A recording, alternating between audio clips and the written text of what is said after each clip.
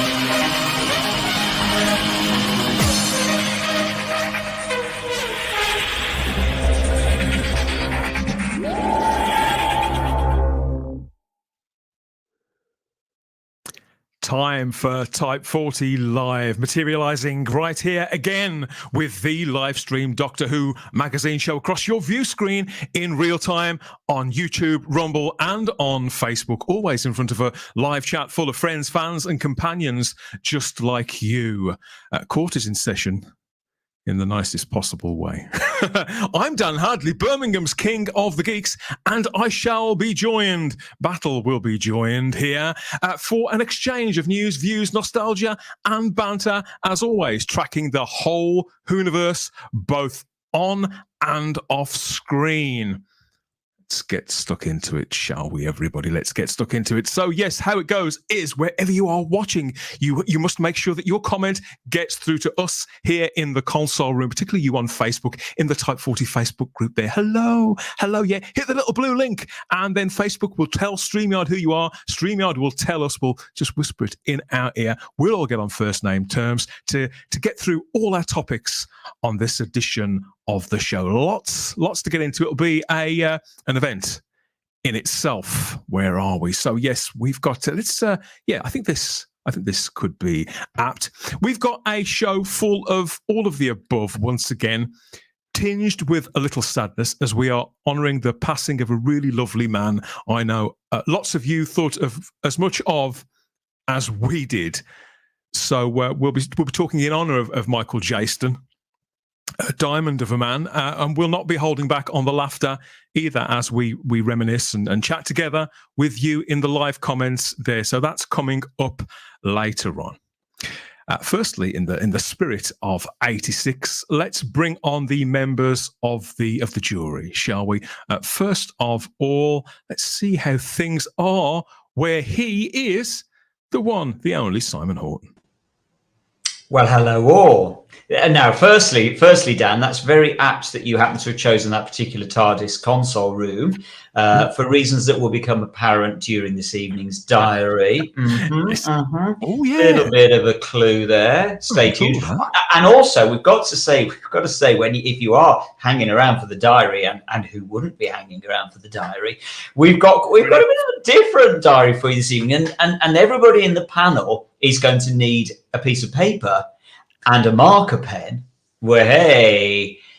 for reasons that again will become very apparent. And everybody in the chat, you won't need a piece of paper and a marker pen, but you will need to be taking part. There's a little bit for you to get involved with in tonight's diary, so stay tuned for that. And I've also got to say, very finally, Dan, it's really funny that you mentioned about courtrooms, because this week, guess what? I've been called up for jury service.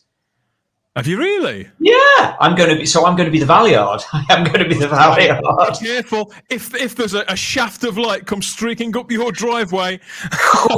Absolutely, I'm going to be whisked off to that's what I'm hoping. I'm hoping to be whisked off to the Time Lord space station. If not, I'm going to be down to the local court. But who will? I'll keep you posted. It's who can say? So I'm actually quite looking forward to it. I've never done jury service before, obviously, because I think you only do it once, don't you?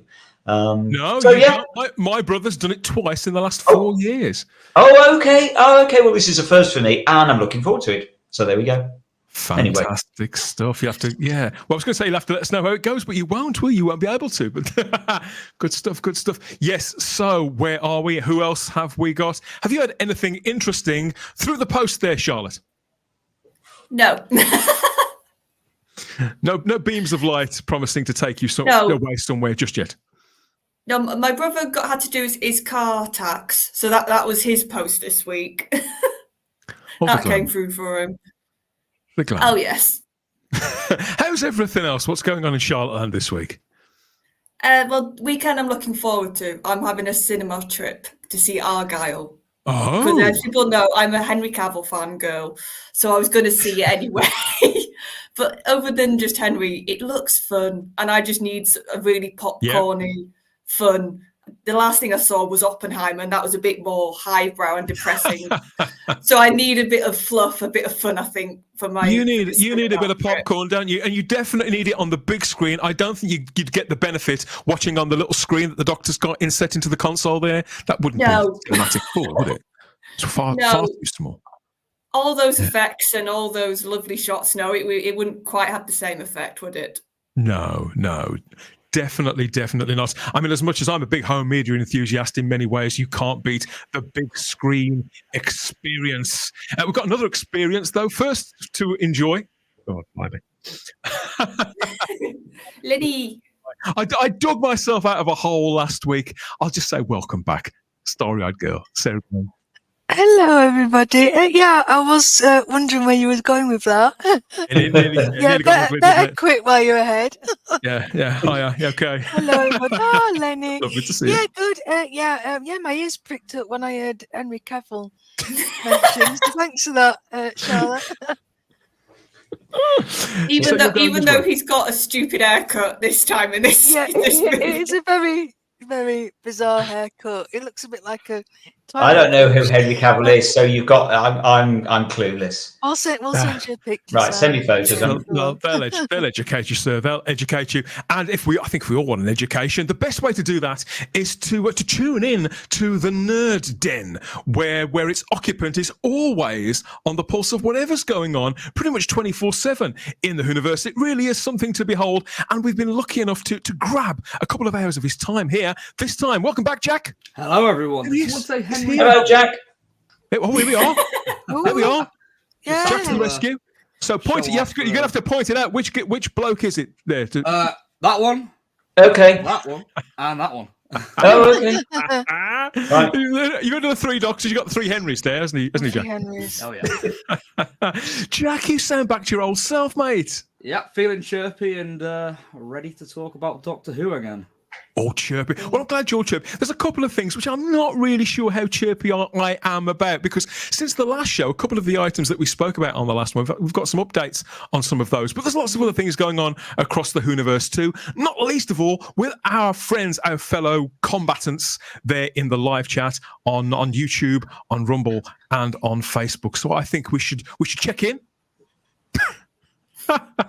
Check in with them. It's not quite so dramatic when you know he's not wearing any trousers, isn't it? No. Do you know, Simon, when we came back for our first comeback show a couple of weeks ago, and we did that sort of 3-hour show there, our annual for 2024, and you know what I had more comments come back to me about than anything else? Go on. People loved the fact that you said the word underpants 5 times in 1 minute. What can you say? I mean, you could read into that whatever you want. You don't get that on Radio Free Scarrow, do you?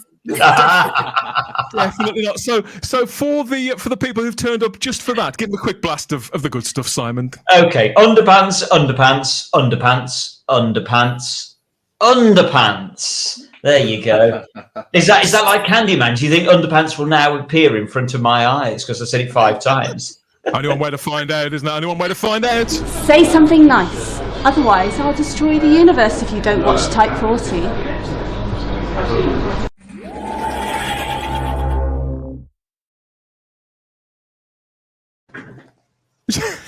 She was quite nice, really. Everybody, she was quite nice. She was lovely. She was, yes. Barking mad, but in the best possible way. And the perfect lead-in to our first comment here from John Yordan. Hi, John. Great to see you. Good evening, everyone. Hello, John. Hope you're doing well, mate. Hello, John. Crimpling Doubloons here with this ahoy shipmates. Cheers, CD. Good to have you here. We've got Nerd. It's you. Hi, Jack. That's you. It's you Good looking boy. It's the mental crisis, Jack. Yeah, marvelous stuff. What have we got? We've got Mark Milford, who says, hello all. Dan, thanks for Type 40 Live. A safe place for male PIs. So I know what he's talking about. Now he doesn't mean Magnum PI. He means a different kind of PI. I'll explain in true Doctor Who fashion. I'll explain later. Thanks for being here. I'm very intrigued. Loads more from Crimpling Doubloon. Oh, and Mark, how kind. Yes, this show is, it's going out on my twin sons' birthdays. So hi, George and Luke, if you're watching. And I suspect they're probably not. I'm sure they're doing something far better with their time. Happy birthday. Happy birthday, boys. Yes, and thank you, Mark, as well for that one. What from you two there, Sarah? In fact, we've got several from you. There you go. She was itching to get on. I love it. And Richard Brooks is here too. Why wouldn't he be? Completely agree with that. We've got a Facebook user that says, Facebook user. Come on, Facebook user. You know what you got to do. Yeah, well, hit the blue link. No, not the blue pill. That's later on. Hit the blue link. Hot sausage rolls out in 10 minutes, everyone, says Matthew Butterfield. Dan Hadley's just making the homemade coleslaw. Good God. That's a left field comment. I was just thinking that there. I think it must be a different Dan Hadley because I don't think you want any coleslaw that I've made. I'd have a vegetarian sausage roll though. I'd be completely down for that. Hi, Doug. Doug Sims is in the chat here. Hi from Oz. I think he means Australia. Hello, there, Jack. Is that what he means? Do you think that's Australia, Jack, or could it be the land of Oz? Is he hanging around with a lot of munchkins? I mean, he could be. I mean, nothing's out the realm of possibility, is it? So no, I like to think he's in the Emerald City. I wouldn't rule anything out with our chat. Cinnamon Toast Crunch is here. CTC says, I do love a good Greg's sausage roll. And good ones. Yeah, good ones. Right, okay, but come on, CTC. Have you tried Cinnamon Toast Crunch yet? We need to know. I get the impression he's ducking the issue, isn't he? Yeah. Flirting with sausage rolls and other savouries when he should be getting onto the Cinnamon Toast Crunch. Yeah. It's scurvy, Jack. Richard Brooks is talking about scurvy. Lovely. Nice. We can do food, we can do pets, and we can do holidays and weather, but we can't do illnesses. I refuse to take Type 40 Live down that road, everyone. We're not going there. Darren's in too. Hi, Dan. Talk about the weather. Darren. Greetings from rainy Wales. It's rain everywhere in the UK today. It's snow here. Snow! Blimey. Sam says, hello, everyone. Hope all is well. All is reasonably well here. Reasonably well. It looks like it is where Gary Akers is. We've got a greetings one and all from Gary Akers, the Retro Doc, which is always a pleasure to read. Heretic OSJC says, my daughter is complaining the screen isn't coming on. Trying to explain to a 5-year-old it isn't 8 p.m. yet. You've got a 5-year-old watching Type 40 Live. That's brave. I'll try. Dan, you've got to be good tonight. You've got to be on your best behaviour. Please put in the chat what's your daughter called, and we'll give her a shout out. Yeah, absolutely. I won't say anything rude until after bedtime. But if that viewer who was it who said that, who was it who dropped that comment, Heretic, if is overseas, it could be bedtime in about 6 hours' time. In which case, I'll have to be on my best behaviour for the rest of the stream, Jack. Oh, that's a challenge. Yes.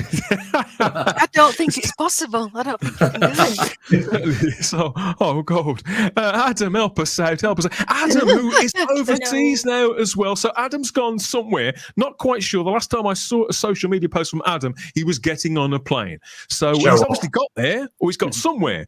But it's good to see you, Adam, there in the live chat. Adam Charlton, the Geeks Handbag. Hopefully he'll be back on the panel sooner rather than later as well. T. Dwarf Productions is in. Hey, everyone, I'm making the L1 robot from Colin Baker era. Oh, that's he's going. Tommy's going to a Comic Con soon, and he's going to see Colin Baker and Sylvester McCoy there, and he's making little silk clay figures for both of them. Brilliant. Absolute magic. Morgan Haynes says, I can't wait for this. I think what? You mean what, this? Morgan? A bowl of cinnamon toast crunch, maybe? Sausage roll? Underpants? We've already given them so much good stuff in 10 minutes. How can we possibly follow this, Charlotte? TARDIS Travel says hi. Hello. Hello. Like that. Like a bit of hi. Hi, Crimp. Oh, they're talking to one another as well. Robert Payne's in too. Good evening, chatting people. Hi, Good evening, Robert. Evening. It's always a pleasure. Always a pleasure there. So Matt Strikes is here too, striking into the live chat on YouTube with hello everyone. And he's out. Oh, here we are. So Heretic says, my daughter got a belated Christmas present yesterday, which was the 6th Doctor and TARDIS. She's been asking for her own TARDIS for a while, as I won't let her play with mine. Quite right, too. Well, a lovely present. I do hope she gets hours of joy out of it and has a lot of fun with that because her mean old dad won't let her play with his. You horrible bloke. No, wonderful, wonderful presents at any age. We have Doug Sims who says, hey, Simon H, looking forward to another brilliant show. No pressure, Simon, no pressure. Yeah, no, just stay tuned for the diary. That's all I'll say. It's a good one. Where's Lenny? Yeah. Right, okay, Richard. Lenny has now left the building, or at least he's left the room. He's gone back to the fire in the lounge, I'm afraid. He said hello and he's off. It's not warm enough. Yeah, Wendy's in, and we have people have taken instruction and they have grabbed paper and pens. Yeah, you're going to need them for later on. That's what we love to see.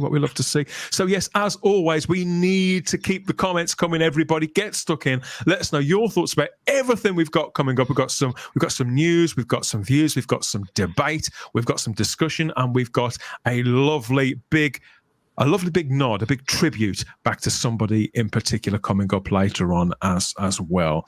Heretic says, I can't believe that VHS is making a comeback. Well, you know. Is it? Yes, good. I've got one in the loft. I'll bring it back down.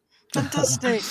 And that's just the first of several things that you won't be able to believe here on Type 40 Live on this edition of the show. As always, keep a lookout for lots of truth bombs that are coming your way as we've been scanning the news to see what's going on in Doctor Who. Hello, I'm the Doctor. Hello, I'm the Doctor. No, you're not. Yes, I am. No, you are not. I am the Doctor. I'm a good doctor. I'm a bad doctor. Yeah. Anyway.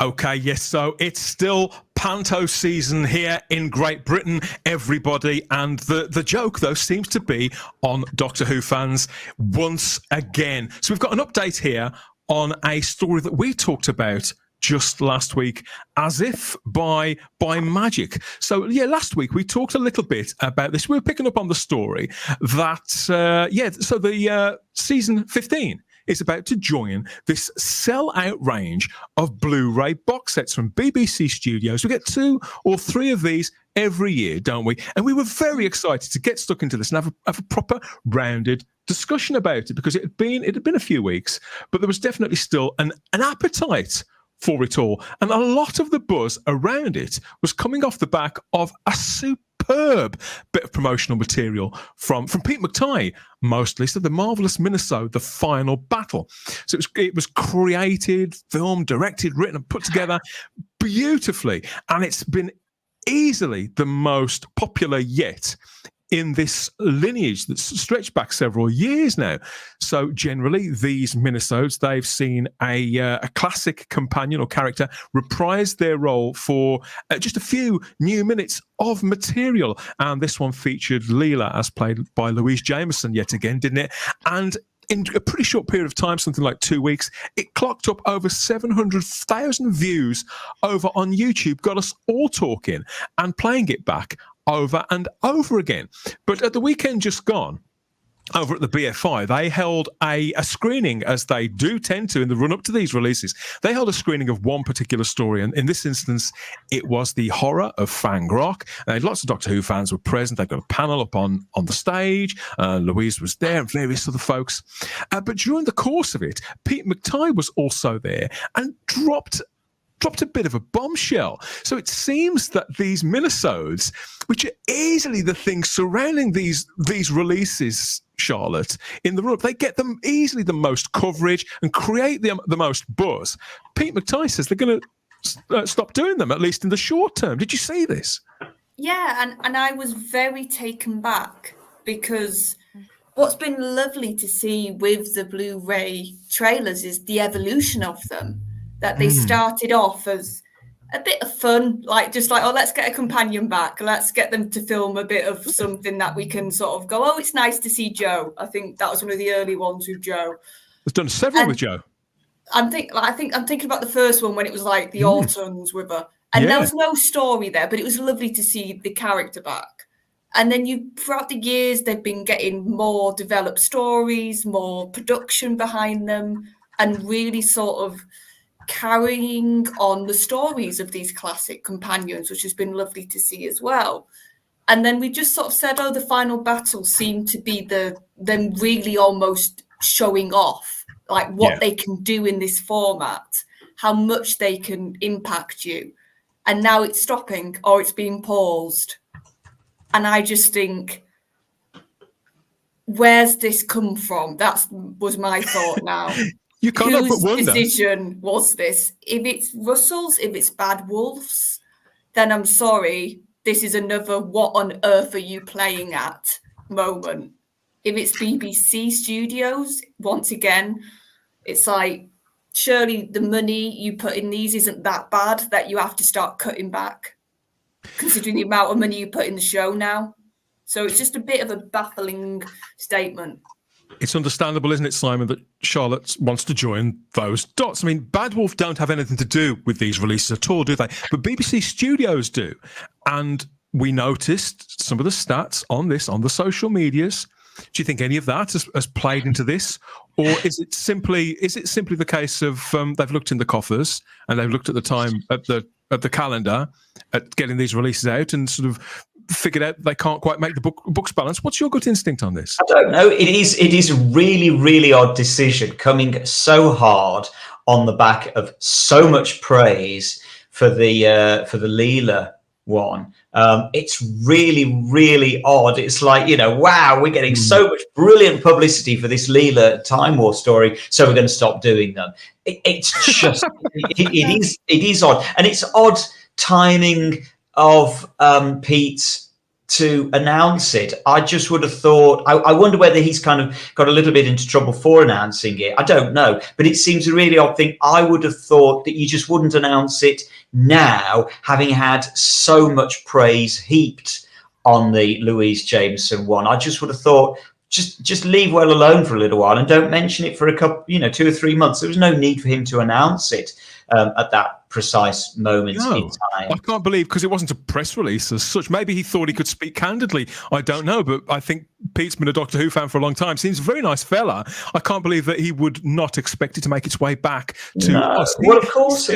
I've got a quote here from him, Simon. He says it's going to have a bit of a rest, and he said we've kind of got half of one in the can that we did 18 months ago, and there's more coming up. So there is more, but he explains that we're reaching a point where we're going to have a breather from those trailers for a while, because they're a lot of work.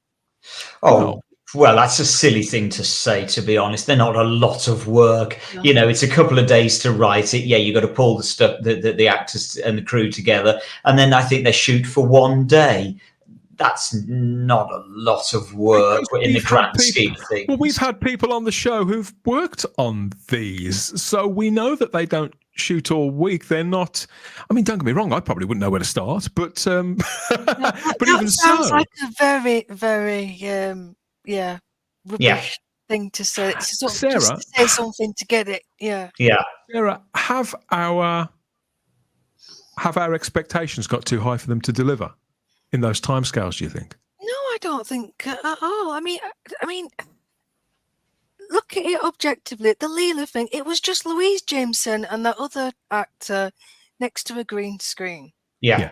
So we're not reinventing the wheel here. Yes, of course there was money thrown at it with the effects and the Daleks, but nothing that I don't think it isn't manageable. It's a fraction of what that's been spent on the new series, and you just can't help but wonder: there is a part of me that thinks, is this a slap on the wrist to this team? They've done too well. And taking away, the limelight from what a friend of mine. You can't help it. Yeah, the thought crossed my mind as well, Sarah. That's not necessarily sort of through a kind of sour grapes or anything, but just from the fact that they might just be saying, "Look, these are getting too many viewers, and so it's detracting from the main show, which we don't want it to do, and so we're just going to have to rest them." It's possible. It is possible. A friend of mine over on Twitter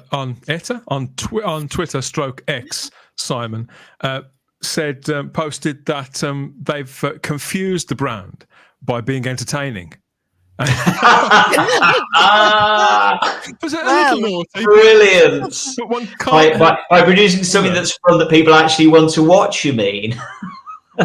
you do have to wonder. You can see why people are saying this kind of thing. But you do wonder. There's another aspect to this, which I was thinking of a reason why, but the more I think a reason why they might be stopping, but the more I thought about it, it was like, no, this is why they shouldn't stop. Because some of these classic companions, they're in the later stages of their lives now. It's hard to sort of face that, but you've got second Doctor companions that are based. How do I put this delicately? I think we need to be involving them. Yeah, I agree. While we can, because there's a chance. Considering this week this podcast, we are talking about a passing of an actor. So there's always a chance that we're going to lose these people. Well, also it seems odd, doesn't it, Charlotte, that Pete's saying they're going to be rested for a while. Well, what, for how long? Does that mean you're going to skip, I don't know, the next 2 or 3 box sets, but then, as you say, by then, blessing people that they might want to be using might not be around. It just seems a bit peculiar. And elaborate a little, Simon. He said we kind of get to the point where it's where do we go from that? So we're going to have a bit of a rest soon. So is he saying he's all out of ideas, or simply the fact that he's aware, Jack, that these Minisodes have got bigger and bigger and bigger, and perhaps from our point of view, he believes that perhaps our response is that each one needs to get bigger and bigger and bigger. I don't think that necessarily needs to be the case. I think I think as long as they affect us on some sort of level, it's okay. Well, what do you think about all this, and what the ladies have said there? Well, yeah, I think there should be a priority to get cast members involved that, are unfortunately, getting older. I mean, none of us are getting younger, unfortunately. And, as time's going on, I mean, we've seen with Big Finish, with Tom Baker's range, they're recording their stuff way in advance. I mean, I did see something like it's maybe 10 years in advance now for that range. I'm not entirely sure if that's accurate. Okay. But when it comes to getting these short films out, I think, there should be a priority. But I am also aware as the collection expands, there is going to be a point as well where we move on to finally doing the Troughton stories, and obviously the rest of the Hartnell years as well, where not all the episodes are unfortunately there. So maybe with those, you could perhaps still do something cool, but maybe do it in like an animation form, maybe, if that's, better in terms of budget reasons or something, perhaps. Because the reasons why people pre-order those, it isn't the trailers ultimately, because that's not what we get, is it? It's the package, it's the episodes themselves, all the supportive material. But it does help to create that buzz around them, and they have become sort of legends in themselves. And I wouldn't say we think, oh, I can't wait for them to announce the next box set because then we get one of these. It is a bonus thing, but it's okay for Doctor Who fans to have something to look forward to, Sarah. And I do feel that continually things like that are being taken off the board. So there's virtually nowhere that we can go. It just seems particularly cruel at a very particular time. It does, and again, just the timing of it. I mean, I know it was announced a couple of weeks ago before we were back to cover it, but the timing's all wrong. You should have left it for a good few months, as Simon had said. And I agree with Jack. There's only so much time, but some good preparation, some good writing. We know Pete and his team can deliver the goods. I mean, just off the top of my head, then I was just thinking for one of Troughton's series, just do something from the land of fiction. It doesn't even necessarily have to be. Well, Sarah, you could do a theme. Yeah. The one with Tegan last year, they got the same actress to play herself twice. They put her in a blackened room and they filmed the rest of it in her own kitchen. I know. How expensive can it possibly have been, Pete? Come on, mate, play the game. I mean, it doesn't feel genuine. I don't want to cast aspersions on Pete or anything, but no, of course not. Just doesn't. I don't think they're telling us the whole picture. I mean, if it is a case that Peter's run out of ideas, I can assure you, BBC Studios, there's a heck of a lot of other people out there that would know what to do with these. It isn't rocket science. That's not to decry anything that Pete's done on them. It's just that there are other people out there that would do just as good a job. And at the moment, we have got all the actors to be able to do one for every single season. Just about. We have just about got it.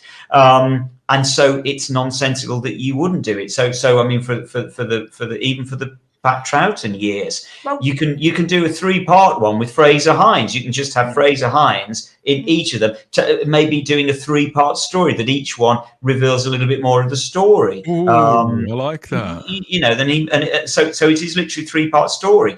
So it's all completely coverable, and it's doable, and it's achievable at the moment for all of the seasons. And it would be a tragedy to get to the point where we've missed maybe one season because the actors are no longer with us. I can't believe the fan that Pete is that he wants to stop making these. I don't think that's the case at all. I don't think he's too lazy. No, I wouldn't have thought I can see why people like TARDIS Travels are asking this question in the live chat. Perhaps they're taking some shine away from the new series. Several people are asking that in one form or another, and it's not an unreasonable question to ask at this moment. Harry's in the chat as well. Hello, Harry Palmer. Great to see you. Says, hello, Harry. We shouldn't speculate that it's Russell or Bad Wolf or Disney. No. I agree. I don't think it's anything to do with them. It's too much work and money, and not all the seasons will be able to muster cast members. That's kind of what we've just been saying. But if they can. You see, I don't think it's too much work, and I can't believe I think it's too much money. And if it is too much money, they could always scrimp elsewhere. Maybe get rid of some of the features, Simon. That my beloved so. But I mean, as I say, I don't think. I mean, I'd have to go through and check each season. But I'm 99.9% confident in saying at this moment in time there is at least one cast member of a companion that would be available to do every single season. And even season 7, you can cover with John Levine, for example. So it is actually all achievable at this moment in time, every single season. And I'm sorry, the money excuse. BBC at the moment seems to want to expand the brand. That seems to be a push they're really doing. Isn't that what the Whoniverse is about? Yeah, isn't that what the Whoniverse was? Isn't that what these so-called spin-offs are that we've been told are coming at some point? So you're telling me that having these lovely 2-minute, 4-minute at the most, I think the most we've got so far has been a 4-minute. About 4.5 minutes, yeah. 4.5 minutes. You're telling me they don't have the money when they've got the money to spend on spin-offs and having the show have flashy effects and actually having a massive TARDIS that doesn't need to be that big and 50 million costumes for shooting. Yeah, and also, let's be honest, big name guest stars possibly we could be getting, which we've been teased we're going to get with Ncuti's new series. So, but they don't have money for a 4-minute trailer. It just doesn't make The problem sense. is, as TARDIS Travel said in the chat that you brought up a moment ago, Dan, they sell with or without these trailers. And so maybe it simply is a case that they've cynically looked at it and just said, we don't need to make these anymore. They're selling anyway, just to save the money. It is possible. I think that's probably the most likely explanation, in all honesty. There's a comment here from Heretic who says, you're not allowed to give people what they want. It's against BBC policy. And, you know, you can't help but wonder, and if this isn't what the Whoniverse is sort of for, then what is? I mean, I've nothing against Pete or anybody else who works really hard on these. I mean, Pete insists that they only worked, that they shot for 2 or 3 hours on the last one, and the crew was less than 10 people, and the budget was 20 quid and a ham sandwich, Pete said at the event the other day, very candidly. So in which case, what's the excuse for not doing them? What's that the problem? That immediately answers all the questions. The fundamental question in this is, as regards money and all the other things that we can push backwards and forwards, Jack, is what about the customer? What about the long-suffering fan who's supported each release with their wallet, or cheerleaded the line on now for nearly 6 years since the first set came out, and each has got practically release after release has got more elaborate. I don't believe that this is the time to scale back when, just as Charlotte says, Doctor Who is re-establishing itself. The Whoniverse is establishing itself as somewhere that people can go and access material.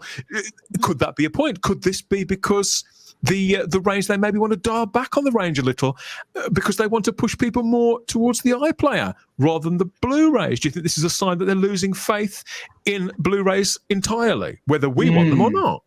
Well, I mean, it's not a good look, because there's always a buzz when a new collection box set's announced, because everyone's always speculating on what the next season's going to be that's going to get the treatment, and there's always speculation on, who's going to be in the trailer and whatnot. And as Simon says, you know, regardless of if there's a trailer or not, these box sets are incredibly successful. They always sell out. And it's the very model of a success, isn't it, Jack? It must have, I don't know about double or treble, it must have exceeded their expectations 10 times over. But this reunion format, it was sort of reused with Tales of the TARDIS recently.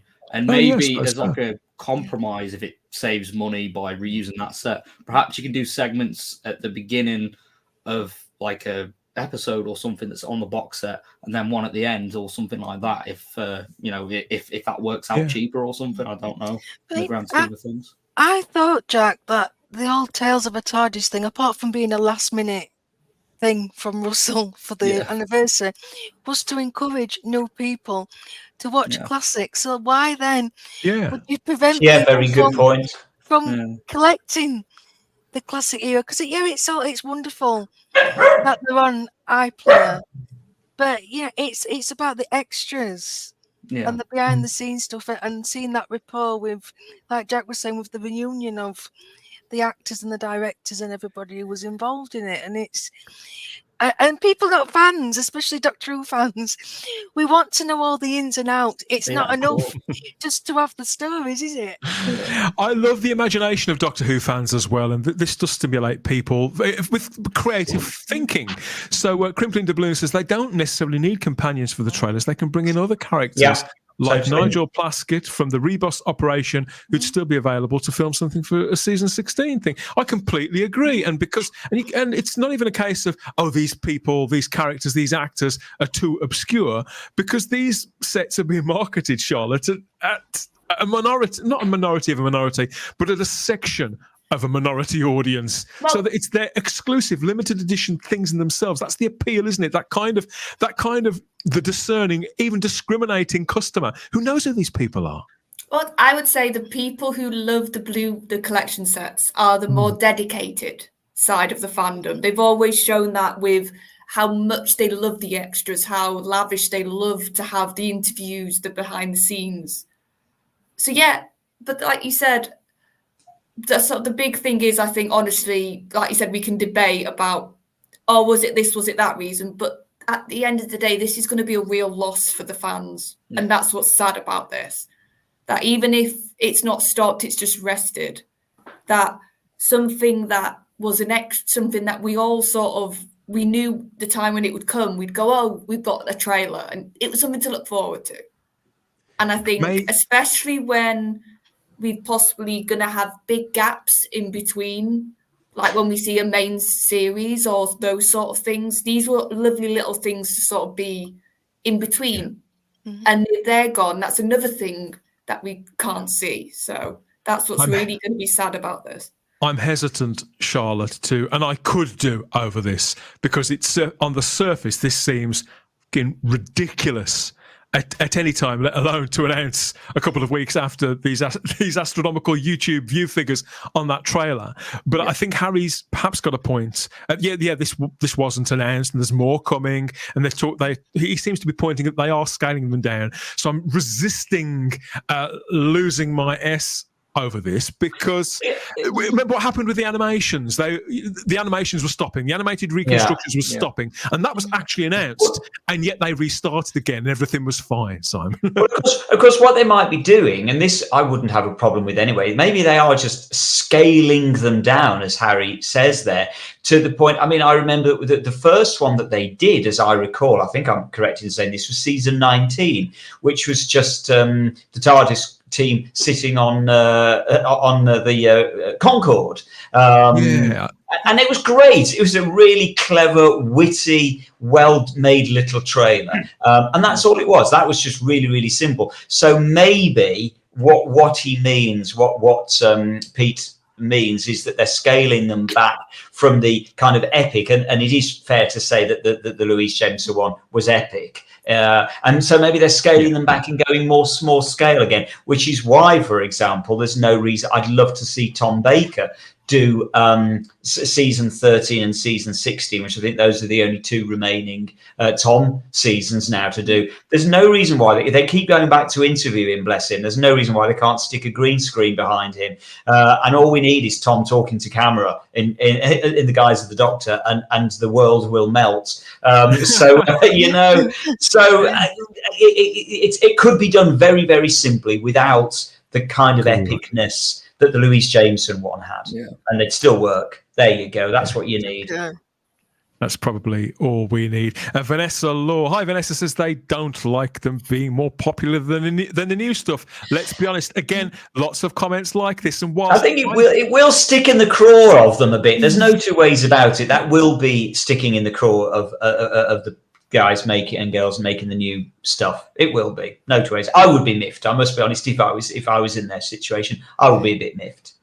They will have noticed. Doctor Who: The Collection season 15 is out on Blu-ray. It's available for pre-order now everywhere. And it's released finally on the 18th of March 2024. That was announced this time last week. So it's on the way, and heaven knows what's coming shortly afterwards. But yeah, there are several sets in several states of preparation ready for the format. And maybe it isn't quite time to throw the towel in just yet, but let us know what you think of that in the comments section. We have a reply back from Heretic here, Jack, which I'm very pleased we've got clarification, who says, my daughter is called Clara. We've had a sick house, so she's off school. My other daughter is called Melody. Oh, bless them. But she's currently down the hospital. Well, bless their hearts, Heretic and Heretic. Obviously, all our love. Get well soon to both Clara and Melody. And happy birthdays and Christmases for presents that have come either too late or too early. A present is a present, Sarah, right? Exactly. You can never. But yeah, Blair, I think they need more presents. Get well soon. Jack Harrison's got a present on the way. I ordered this set as soon as it was announced, he says, Jack. Lots of Jacks. Jacks everywhere. Yeah. Best known. officially not best biased. Not biased. Not biased at all. Yes. So you know here at Type 40 Live that whatever your view is on this, and whether you're already weeping over the thought that they may be scaling them back, whether you don't care, there are people out there who genuinely don't care, and I understand that too. I don't. There's a one answer fits all with this, but I certainly think that fans could have a lot of reason to feel like we've had yet another one of our favourite toys taken away. The Rabbi from Another Planet is in the live chat. Hi, Rabbi. And he says, regarding these trailers, it's entirely about money. McT wants to be paid for that which he was doing for free. He's been told no, thus McTie's statement to shame them into finding a budget. Wow, well, that's an interesting theory. That maybe that's correct. Yeah, it's a bold take, and look, we do know that several people who work on those do work on them for nothing. It's Pete, the new JNT. That's a JNT tactic if ever I saw one. Maybe. Let us know what you think in the comments section. Is it going to spell doom? Does this clinch it for any of you? Obviously, they are just extras, but really they added to the event status of the box set. So I'm convinced that they'll find the money from somewhere. I think that that this signal, because we're not the only people talking about this, I think it will transmit, and it will probably make some sort of difference. But whether that will be in time for whichever sets are coming next, who knows? We don't know what the pattern's like, whether they're going to stick to the 2 to 3 a year indefinitely, whether they were looking to speed up, because there is talk that Blu-ray itself is reaching the end of its natural life. And that would be terrible, Jack, if they stopped making Blu-ray players just as you slide the last box set onto the shelf. I've got a complete set at last. And then you can't play the sods. But there we are. They'll just sell us them again as 4K copies, no doubt. Again, yeah. Maybe Pete McTee's not all bad. Apparently, he was wearing a Pet Shop Boys t-shirt at the BFI. Quite right, too. Pretty cool. Pretty cool. Yeah. Thank you for that one, Harry. Yeah, and let us know what you think of all of this, whether it's uber cynical or uber optimistic. Yeah, we're interested here at Type 40 Live. Keep those comments coming. Okay, what next? Oh God, yeah, more kind of. Well, is this bad news? I don't know, because here we are again, playing the waiting game, Charlotte, for a whole new run of Doctor Who. So you could think that this is a little greedy. It's only been a few weeks since we had several episodes of Doctor Who, but we haven't had an actual series, a proper full series of Doctor Who of any kind for 2.5 years. But arguably, I think for a lot of people, the last proper series of Doctor Who was 7 years ago, back in 2017. Presently, we are in limbo. We've met a new Doctor. We've been introduced to a new companion. And then that's it. That's it. On Christmas Day, it stops. I don't believe it makes any sense, let alone to the fandom. I'm talking about the general public here. Why Bad Wolf and the BBC would not premiere a new season of Doctor Who to follow on directly from that Christmas special. This is a crucial restart for the show that's easily on a par with 2005. This isn't a 2006 onwards situation where the series was established. This is crucial. And yet here we are waiting another 4.5 months. What on earth is the delay? I think we've all been wondering that, haven't we? Yeah, because we've known how long this has been filmed for. I think that's the issue you were talking last week, because of how much they're filming in advance currently. It feels like for ages when we actually see it now, because we've heard about it, we've talked about it, or we've seen them filming months and months and months ago. So that's what adds to the frustration, I think. And we're now uniquely in this place where they're so far in advance, we pretty much know, even though it's not been officially confirmed, that one of the regular cast members has left the production entirely, Jack. It's a strange situation to be in, isn't it? I mean, on one end, at least we know the show's continuing. Yeah. But this can't be ideal either, can it? No. And you know what? It's funny you mention this. I've seen today an article from the Radio Times where Mandip Gill has spoken in an interview that she wished the new companion actress well and all that stuff. And then Showmasters Comic Con put up a post saying that the actress, it was like a throwback post saying that the actress was at one of their conventions in 2022 and asking if people had met her.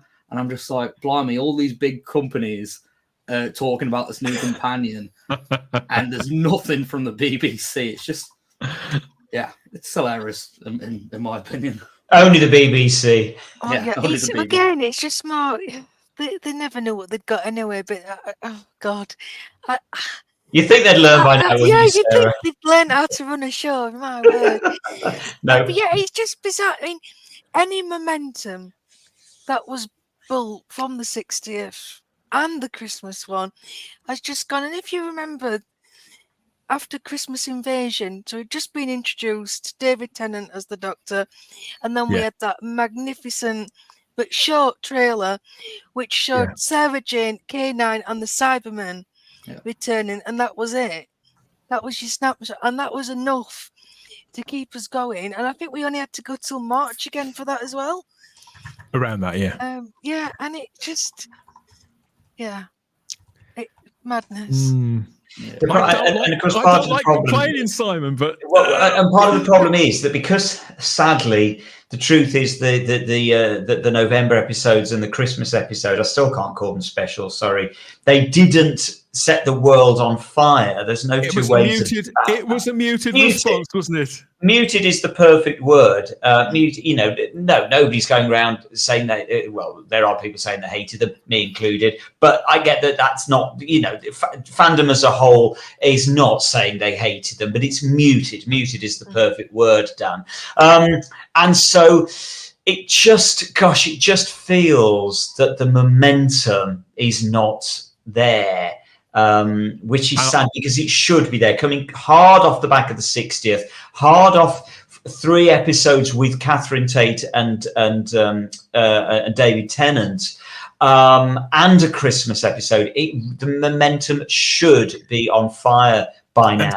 Simon, it doesn't matter how one may have received that Christmas Day episode, whether you enjoyed it or not, whether you're on board, whether you're feeling the new cast yet or not. That's kind of not really the point, is it?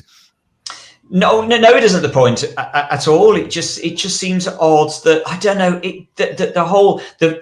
the show feels like it's kind of just spluttering through at the moment, if you know what I mean. It doesn't feel like a powerhouse marching forward and taking the world by storm like it did in sort of 2006, 7, 8, 9. It just feels like it's stuttering, it's spluttering, it's just kind of stop-start. It just doesn't feel in a desperately healthy position. No, it doesn't feel like we're in a natural place now where we're waiting yet again, when we were building up to something and then. We're not waiting with bated breath, are we, Dan? That's the thing. We're just kind of waiting because I think it would be wrong of me to say that that's a universal feeling. I mean, I agree. I'm actually very keen to see the episodes. I would have loved to have had them by now, and for several reasons. But the results may vary. Lots of people feel differently about it for lots of different reasons. But I think it's glaring. I think the people who matter the most are the general public, and I don't think it's going to have made a great deal of sense to them. Russell T Davies has addressed this matter. I think he knows that this is giving the aroma. I think this is giving off the look of being a bit of a balls up. And Russell's aware of it, and he's spoken about it in Doctor Who magazine this month. So this is in number 600. He says there's still a lot of work to do. In an ideal world, we might have followed the church on Ruby Road with a full series of Ncuti and Millie in January. And believe me, we tried. We juggled schedules and budgets and capacity. But no. How hard can they really have tried? This was filmed nearly a year and a half. Anyway, he says that we'd have ended up spending money on the rush rather than on the programme itself. I mean, I don't know. I don't actually know what that means. What does that last sentence mean? Is it marketing? Is it the marketing machine, Charlotte, to generate interest? I don't know, to sustain interest? What is he talking about there with that last sentence? Well, all I can think is he talking about marketing, sort of doing your interviews, getting it out there, the word that the show's back, sort of building hype that way? Would that have all been rushed? But when did they finish filming on this particular season? Well, again, that's, and the other thing is, a long time ago. But there's another aspect to this. It's not like this is a well, no, but there's another aspect, and I think this is also why I think it's justified why people are feeling a bit like this now. This isn't a brand new, fresh team that's never handled the show before. This isn't some newbies in the industry having a go. This is Russell T Davies, who's an absolute veteran at this point of television. You've got the producers who were there with him in 2005. You've got Phil Collinson, you've got Julie, you've got Jane. You've got a really, on paper, and actually, it's not just paper. We know the seasons when it comes to making TV. A well-oiled machine, and this is not Bad Wolf's first production either, Charlotte, is it? They've got several big shows. We've got further comment here from Russell Simon, who says, it's the special effects, really? Okay. People keep telling me how fast and easy effects are done, and I hear the distant sobs of our FX teams. This stuff takes ages. Look at that gorgeous unit tower, the knot things, the meep. It's months and months of hard work and well worth the wait. Well, I think that the last sentence is absolutely subjective. Yeah, given the special effects in the second of the 2 Tennant episodes, yeah, very subjective. Again, do people really need that gorgeous gleaming unit tower? I can see why it takes ages in some senses, Sarah. But I've seen that there is an army of technical people, of gifted artistic people working on this show.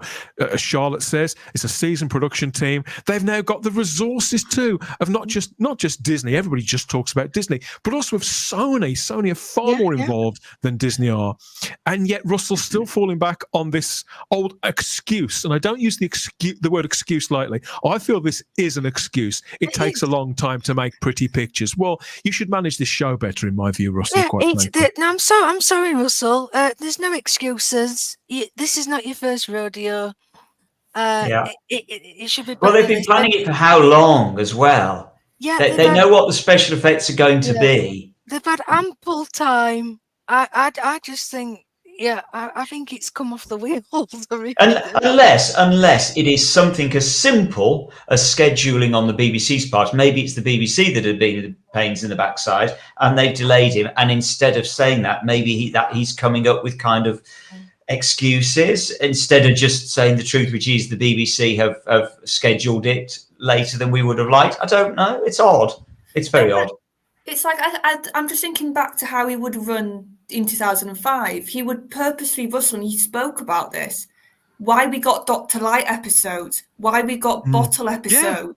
They paced it, is what you're saying. It on purpose, so their main actor could have that time off when it was Dr. Light, and they also paced it with the Bottle episodes that they knew if they were going to have like a big effects-heavy season finale, for example, which Russell liked to do back in the day, they would have like a Boomtown episode that wasn't so heavy on effects. So once again, it's planning.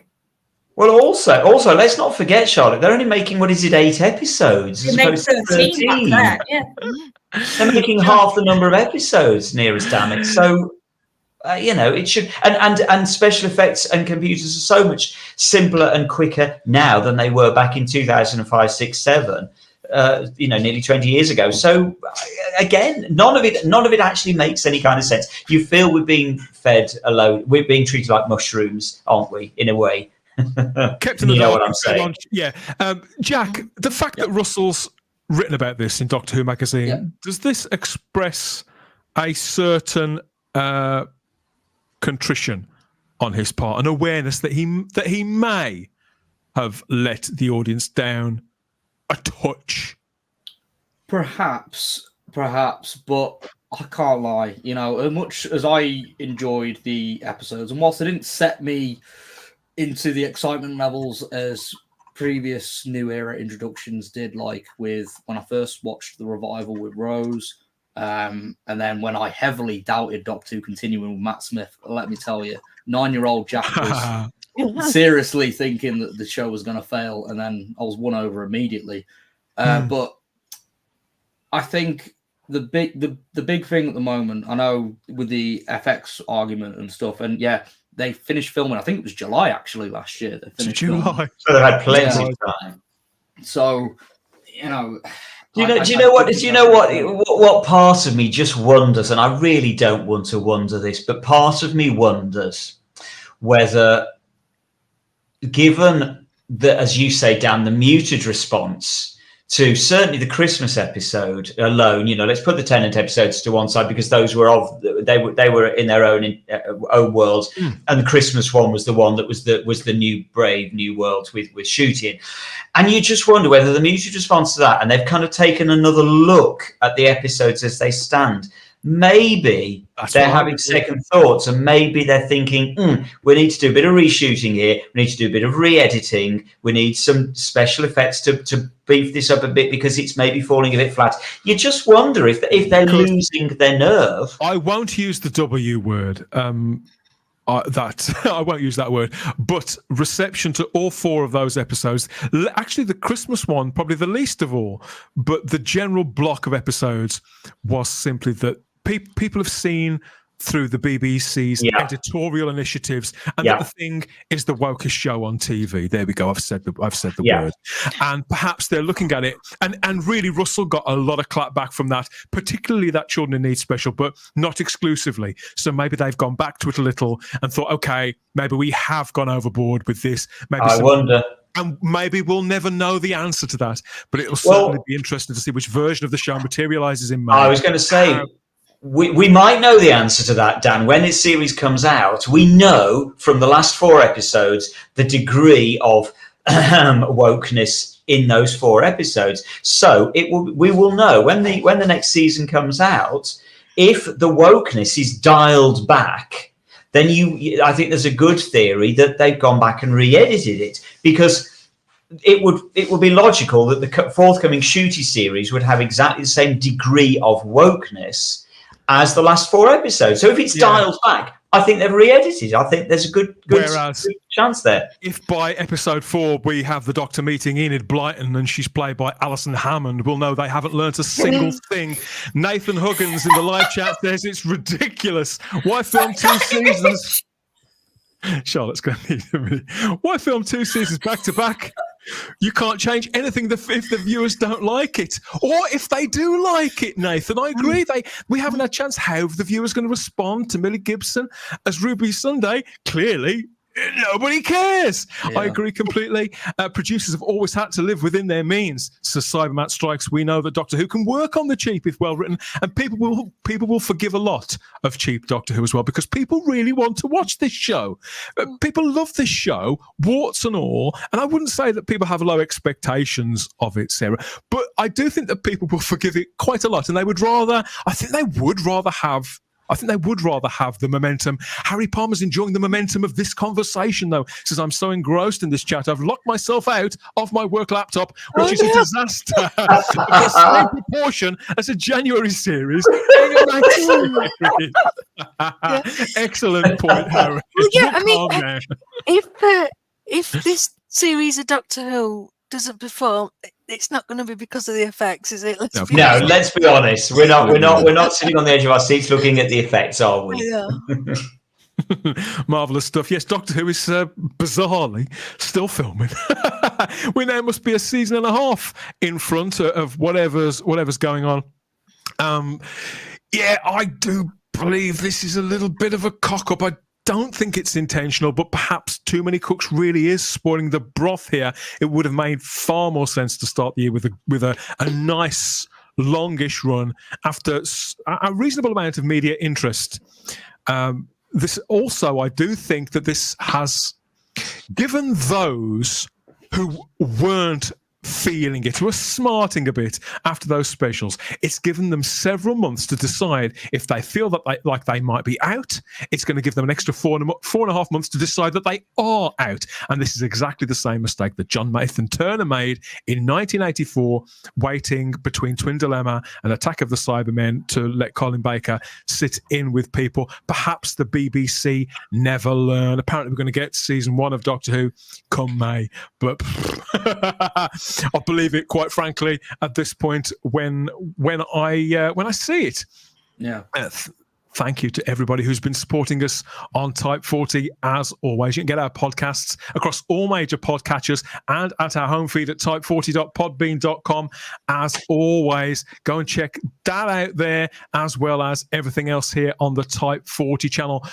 100 and how many episodes of Type 40 Live? We've been doing this a long, long time. Lots of great conversations waiting for you there at the playlist. Lots and lots of absolute, total and utter gold.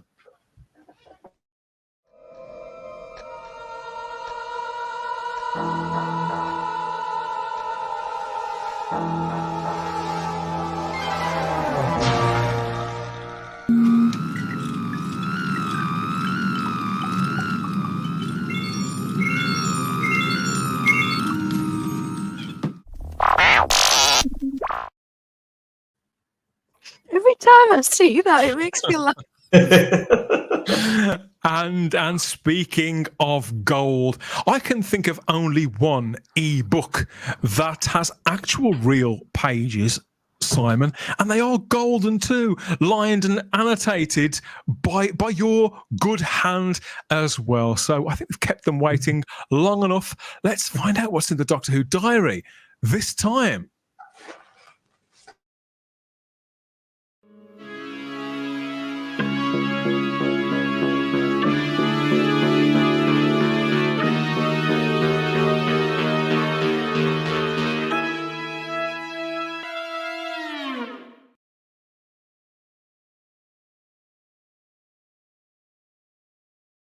Hey. Yes, indeed. Welcome to a slightly different diary this week.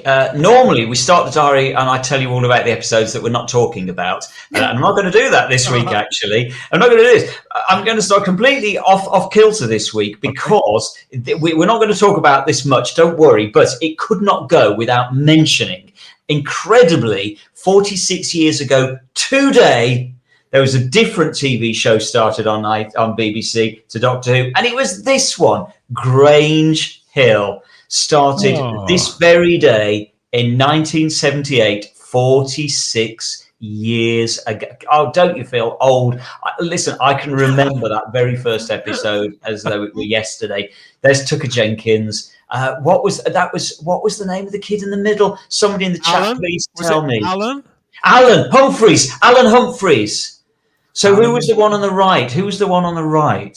Come on, somebody tell me. Somebody remind me who that is. I am actually not quite old enough to remember these. But I remember this very well. This episode also, for anybody that was there, will remember Trisha Yates was in it, and Judy. What was her name? She used to say, it's Judy. She used to always double her name up. Can't remember. It's somebody again in the chat will remind me. Oh, the Grange Hill fans are in. Yeah, so that is. I thought it was either Benny. On the far right. Thank you. Penny, I just need to remind you. Judy Simpson, was it Judy? Judy Simpson? Somebody will remind me. I started watching this, Simon. This cast was still in, but they looked a lot older than this. Yeah, bless her. So yeah, incredibly, as I say, there we are. Phil Redman was the guy that wrote it, who went on, of course, to produce Brookside and to huge acclaim. Richard Brooks reminded us of Roland. Yes, Roland, of course. And for those who are slightly later vintage, of course, Just Say No, the Just Say No campaign, which we could sing you as a team, but it's probably best that we don't. In much the same ways, it would have been best if they hadn't sung it back in the day.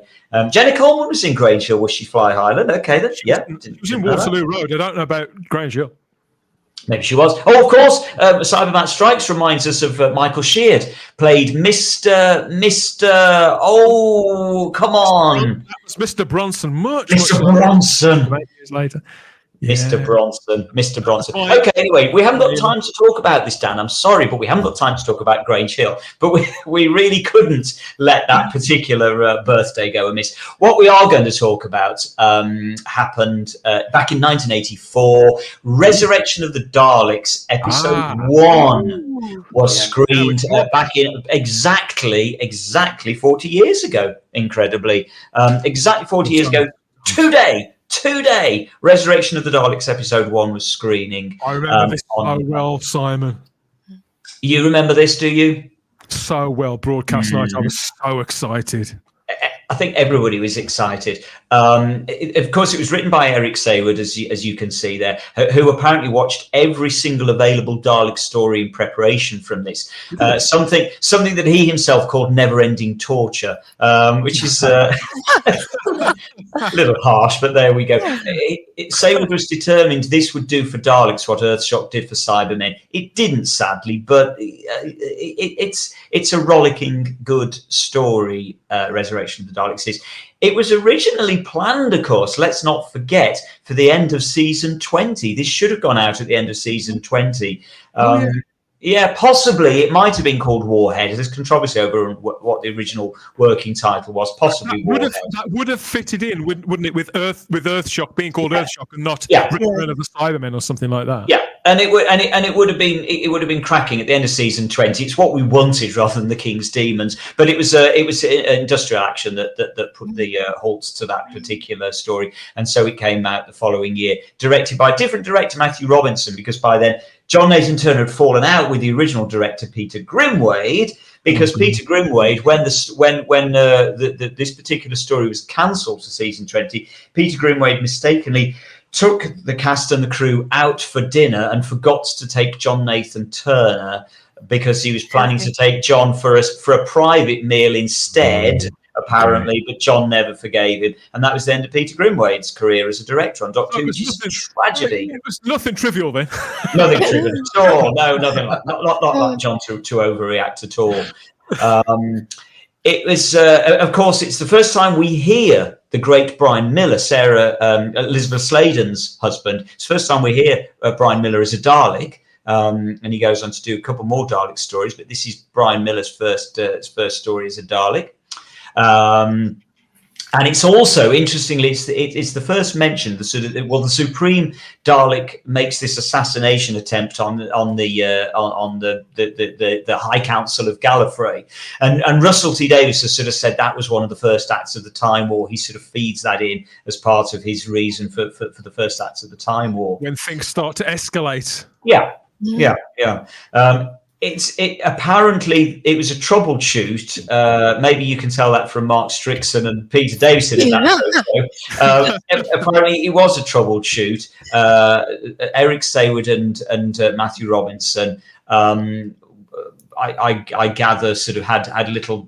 They sort of had exchanged words, and again, John Nathan Turner apparently went ballistic about that, because the director should not be talking to the scriptwriter, apparently, and forbade any director to ever speak to a scriptwriter. So there was a bit of a tete-a-tete over nothing that. Trivial then, nothing trivial. Yet again, nothing trivial whatsoever. And all it was apparently, as I understand it, Eric Sayward sort of queried a shot that he had written in the script, but Matthew Robinson dared to change the shot and do something slightly different, and that was where the conversation happened, and John Nathan Turner tore into him, apparently.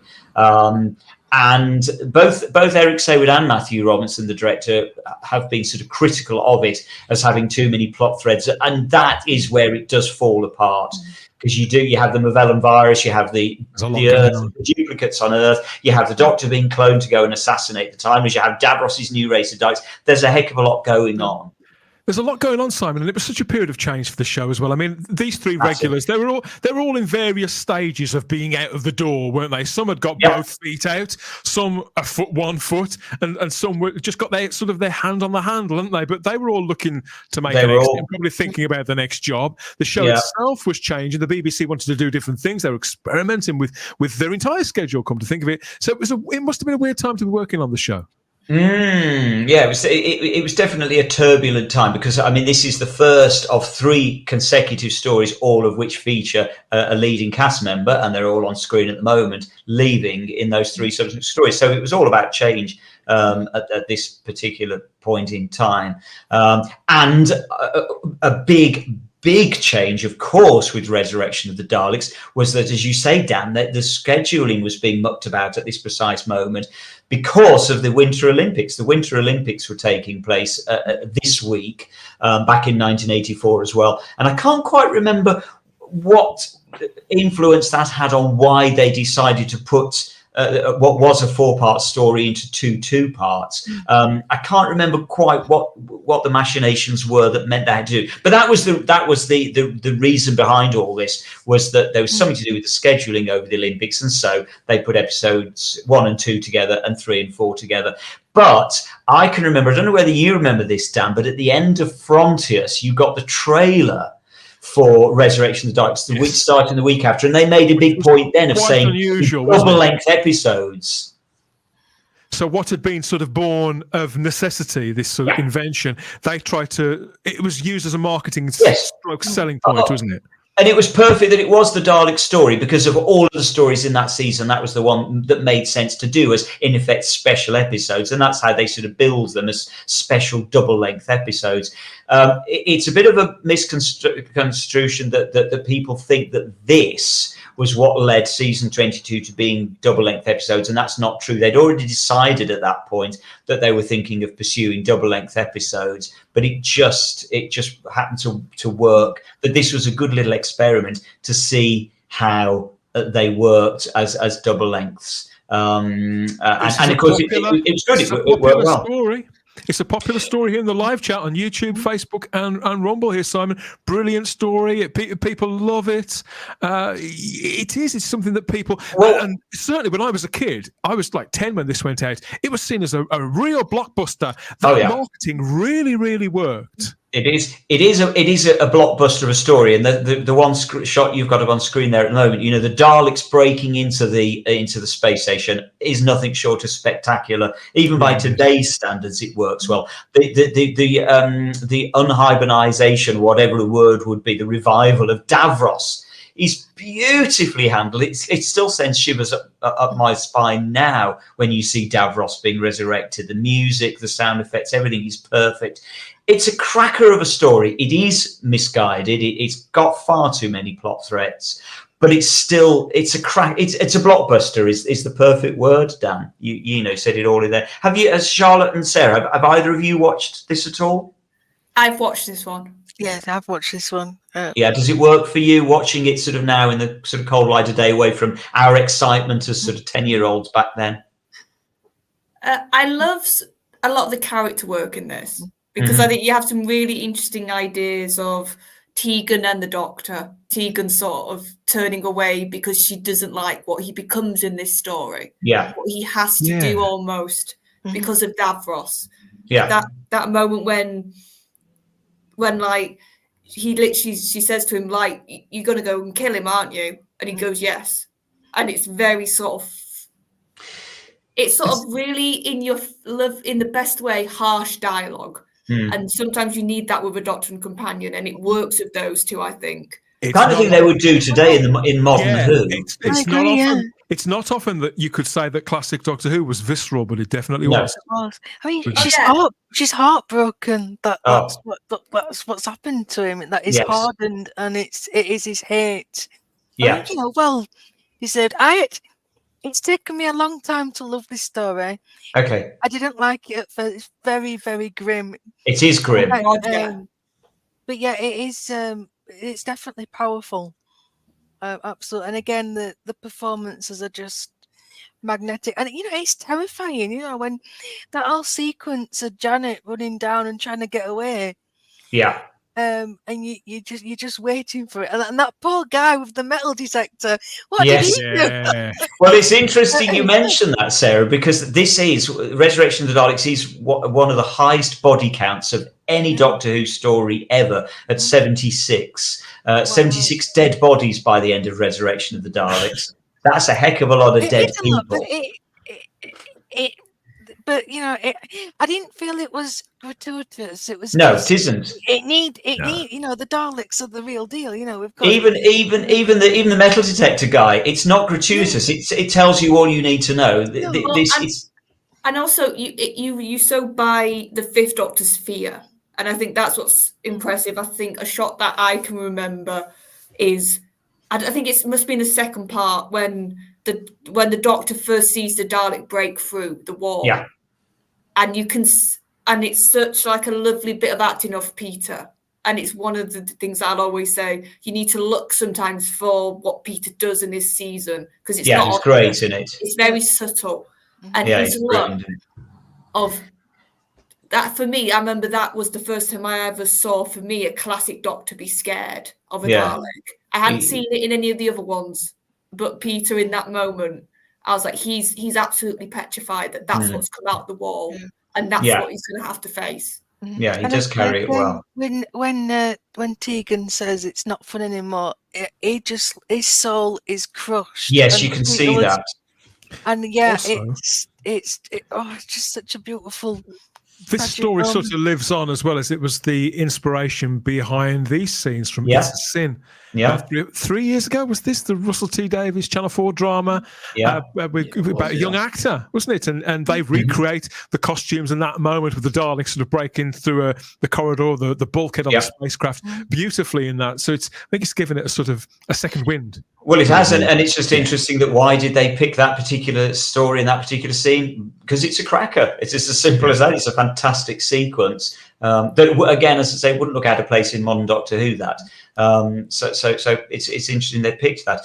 As was can't believe it's 40 years. Yeah, as mentioned a couple of minutes ago, screened by somebody. Yeah, it was Terry Malloy's first time in under the Davros mask. They wanted Michael Wisher back, but he was busy, so they had to make a new mask. The mask, apparently, for anybody of an age, was apparently dubbed Ina Sharples because they thought it was such a bad mask. They thought it looked like Ina Sharples from Coronation Street. And if you don't know who Ina Sharples is, just Google Ina Sharples and you'll kind of see where they're coming from on that particular one. And finally, my final fun fact for Resurrection of the Daleks is that Rodney Bewes took the role of Stein because he was just at that point, apparently he was so desperate for money because his co-star of the Likely Lads, James Bolam, was still refusing at that point to allow the BBC to rerun them, and so he was losing out so much money on rerun fees, and he was in dire straits, bless him, by all accounts. And so that's why he took this role, and he joked for many years afterwards, he joked that it was the royalties from Resurrection of the Daleks that kept food on the table for a long time before they finally relented on the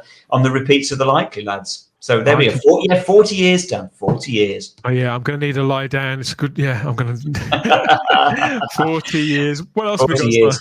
Okay. Well, moving on. Now, this is an interesting one. This is a very interesting one. Back in 1999, we're going back to now. We're dialing it back to 1999. What Doctor Who story was screening in 1999, you think to yourselves? Absolutely none whatsoever. The Curse of the Fatal Death. No, not even that one. But you're not a million miles away from it. It was actually, get this, it was the lottery show. It was the National Lottery Show. I know you're going to wonder where I'm going with this. The National Lottery, Amazing Luck Stories. And there is Smiley Carol Smiley. She was never off the telly, was she? She wasn't in the late 90s. She was on. She was the. Who is it that does the Traitors Claudia Winkleman. Claudia Winkleman. She was the Claudia Winkleman of the 1990s, wasn't she? I mean, Carol was always sort of smiley and tanned. She was always smiley, wasn't she? Claudia Winkleman always looks like she needs a wash. I always think Halloween's arrived early when I see Claudia Winkleman. Anyway, so Carol Smiley was very smiley, and she was particularly smiley this week in 1999 because they did this show called the National Lottery Amazing Luck Stories that used to run for 10 minutes on. I think it was on the Wednesday night when they were doing the draw on the Wednesday night, and they just used to run good luck, amazing luck stories for 10 minutes. The one that they were running this week, back in 1999, was for Doctor Who fans a pretty amazing luck story because it was the story about how an episode had just been found, and a recently recovered episode. There it is, The Lion, which is, of course, the first episode of The Crusade that hadn't been seen since 1965 on television and had been lost for a very, very, very long time. And they found it. Incredibly, they had found this episode. It had been found in, of all places, New Zealand, in a jumble sale where a New Zealand a guy called Bruce Grenville had bought it, I think, for about $5 New Zealand dollars, which, whatever, is not going to be a lot of money.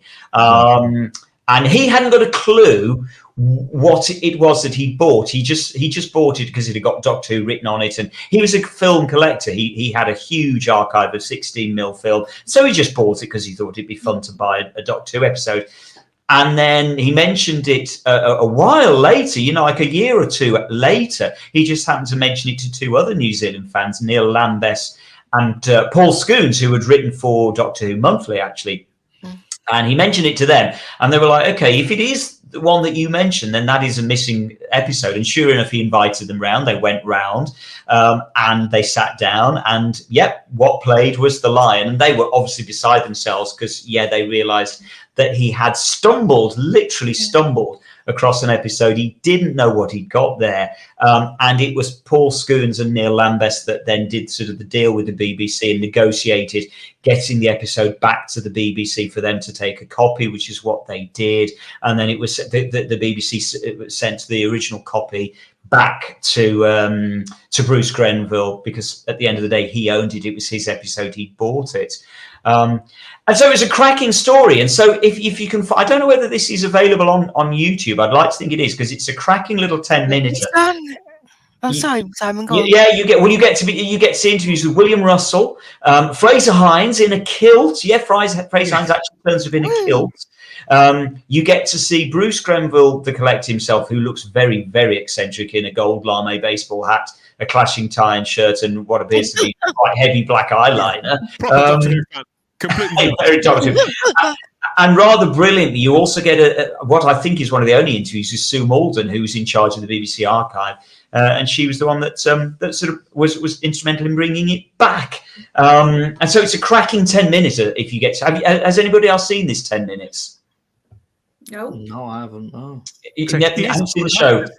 It is out there on YouTube, and I'll pop a link to it in the description to the video too, so you can have a look for yourself. But it's a nice little 10-minute show. They used to, I don't know because I don't watch television anymore, but they used to on BBC One. They used to have some nice little shows like this, 10, 15 minutes.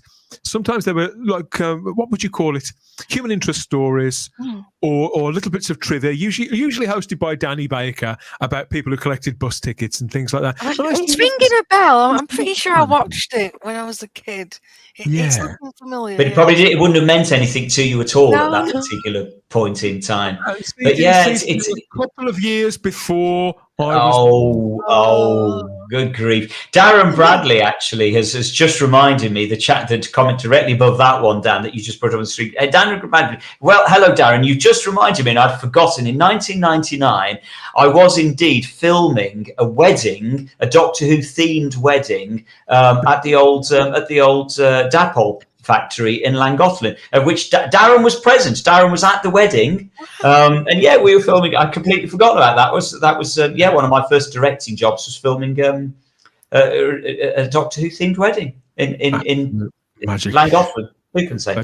They don't make TV like they used to, do they? They certainly don't. They certainly don't. So anyway, happy birthday back in 1999 to National Lottery Stories, and the brilliant news that we were down one more episode at that particular point in time in 1999. There were 110 missing episodes, and it went down one because they found the line down to 109, and now we're at 97, of course. So we still got 97 to go. We're chipping away at the old block.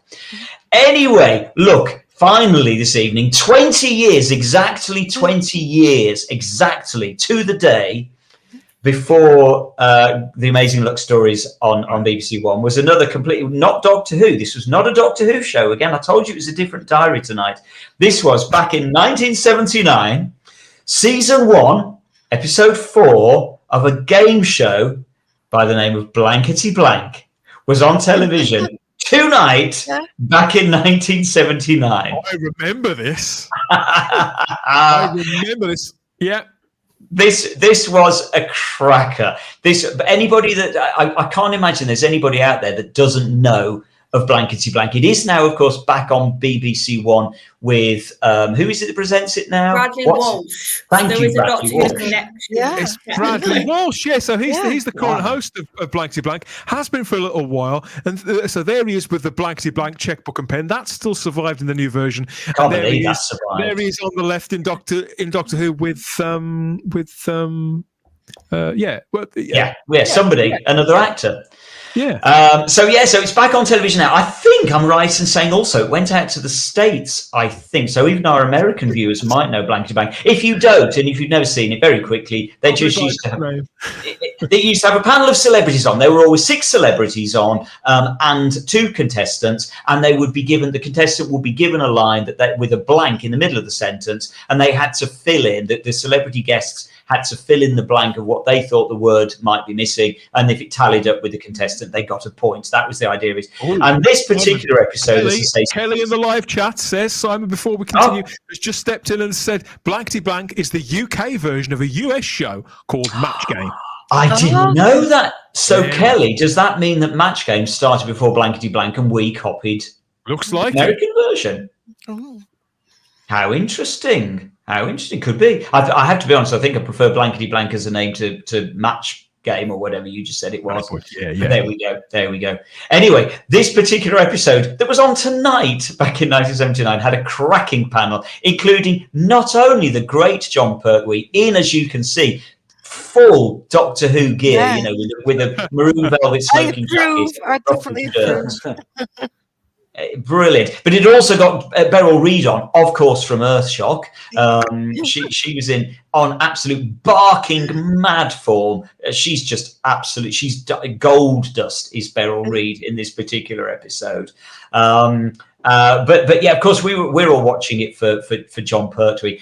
There's a wonderful moment when Terry Wogan describes John Pertwee as looking particularly pert, and John Pertwee waspishly bites back, "How very banal." It's not often you hear the word banal on national television. I've seen this several times. I mean, I watched it when it first went out. When I was a kid, I was like 5 when this was on. I loved this show. I mean, I loved words anyway, so I really latched onto the show. I absolutely loved it, and I never missed it. Yeah, it was brilliant. Everybody watched it. Well, I've seen this episode several times since, and I've watched it again this week when you said we were going to be talking about it. Yeah.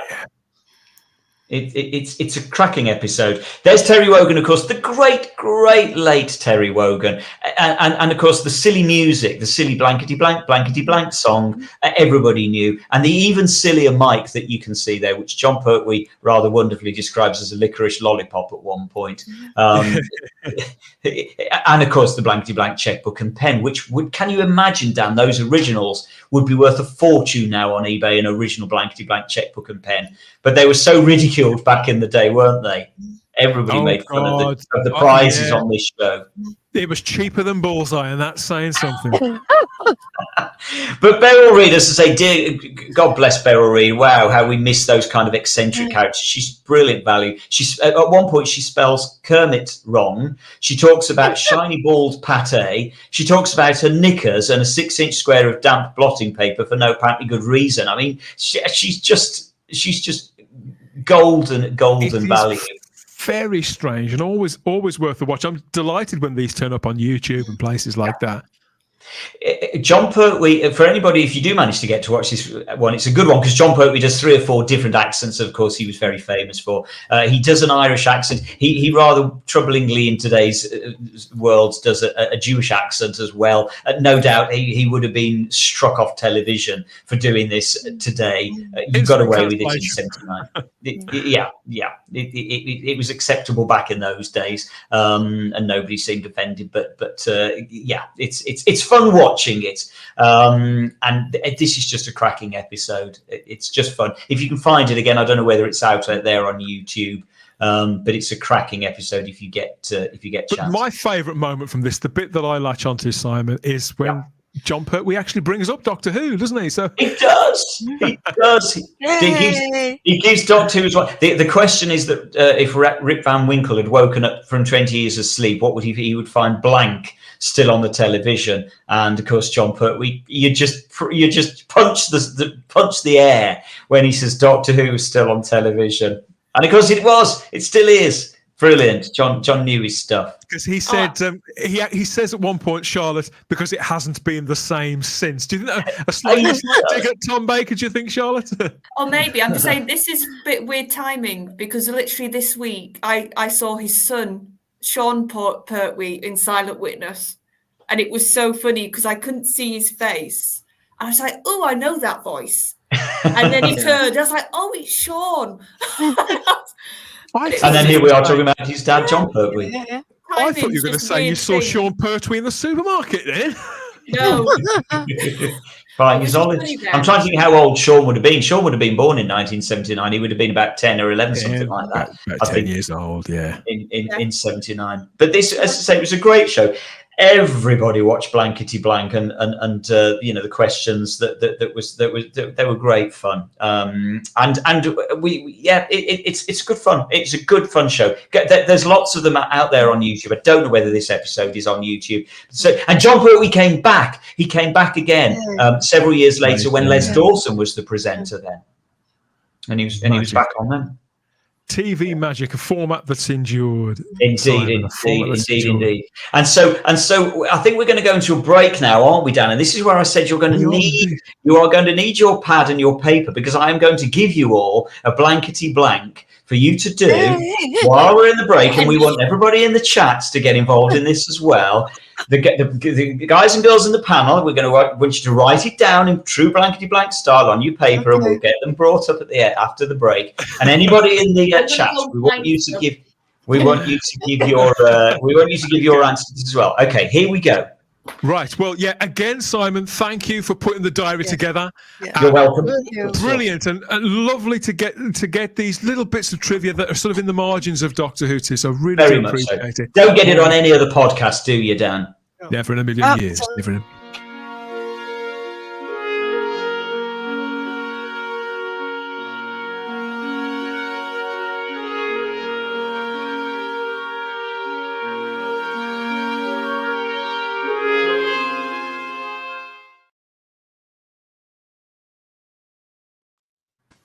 Oh, there Okay, we so go. what have you got in store? So Simon? here we go then. So to take us into the break, here is your Blankety Blank question. Okay. Back in the old days, the sonic screwdriver only used to open doors. These days, it can do just about anything, and the new model is even better. Now, the Doctor can even blank with it. Keep it clean. Back in the old days, the sonic screwdriver only used to open doors. These days, it can do just about anything, and the new model is even better. Now, the Doctor can even blank with it. Go.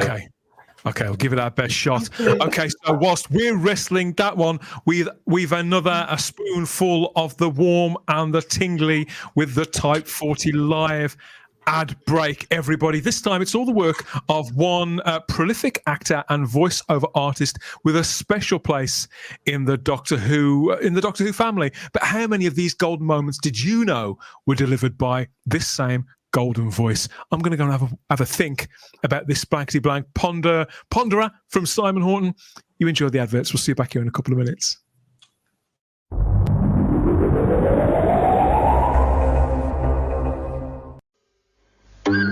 Aim for the facts. All margarines are high in fat. Margarines high in polyunsaturates, 80% fat. Even margarines low in cholesterol, 80% fat. St. Ivel Gold is a low-fat spread with only half the fat of any margarine. Gold from St. Ivel. Aim low. Your hands have a tough life, but care for them with a Trixo and you can protect your hands and keep them soft. A Trixo. Keep it on hand all through the day.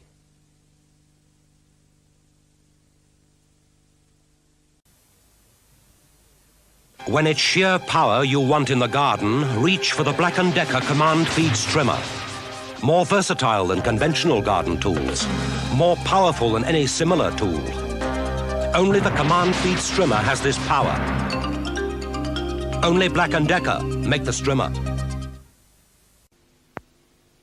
St. Ivel Gold is unique. It's made with vegetable oil and real buttermilk. Yet it contains less than half the fat of butter or any margarine. Think about it. A buttery taste with less than half the fat. Gold from St. Ivel. Braun System 1, 2, 3. 3 positions for a close, comfortable shave. Braun, the world's best-selling foil shavers. Now with a money-back guarantee this Christmas. What makes the Citroën G Special unlike any other family car in the world? It's not the load-swallowing boot. Not the luxurious cloth-covered seats, child-proof locks, nor inertia real seat belts. Not the top speed of over 90 miles an hour. Not the all-round power disc brakes, nor its miserly running costs. Surprisingly, it's not even the extraordinary low price, under £3,000. What makes the Citroën G Special unique is a suspension that reacts to a high-speed blowout, as if nothing had happened. The unique Citroën G Special. Get your figures straight. Butter, 80% fat. All margarines, 80% fat. Even polyunsaturated margarines, 80% fat. St. Ivel Gold, 40% fat. Eat the one with half the fat. Gold from St. Ivel.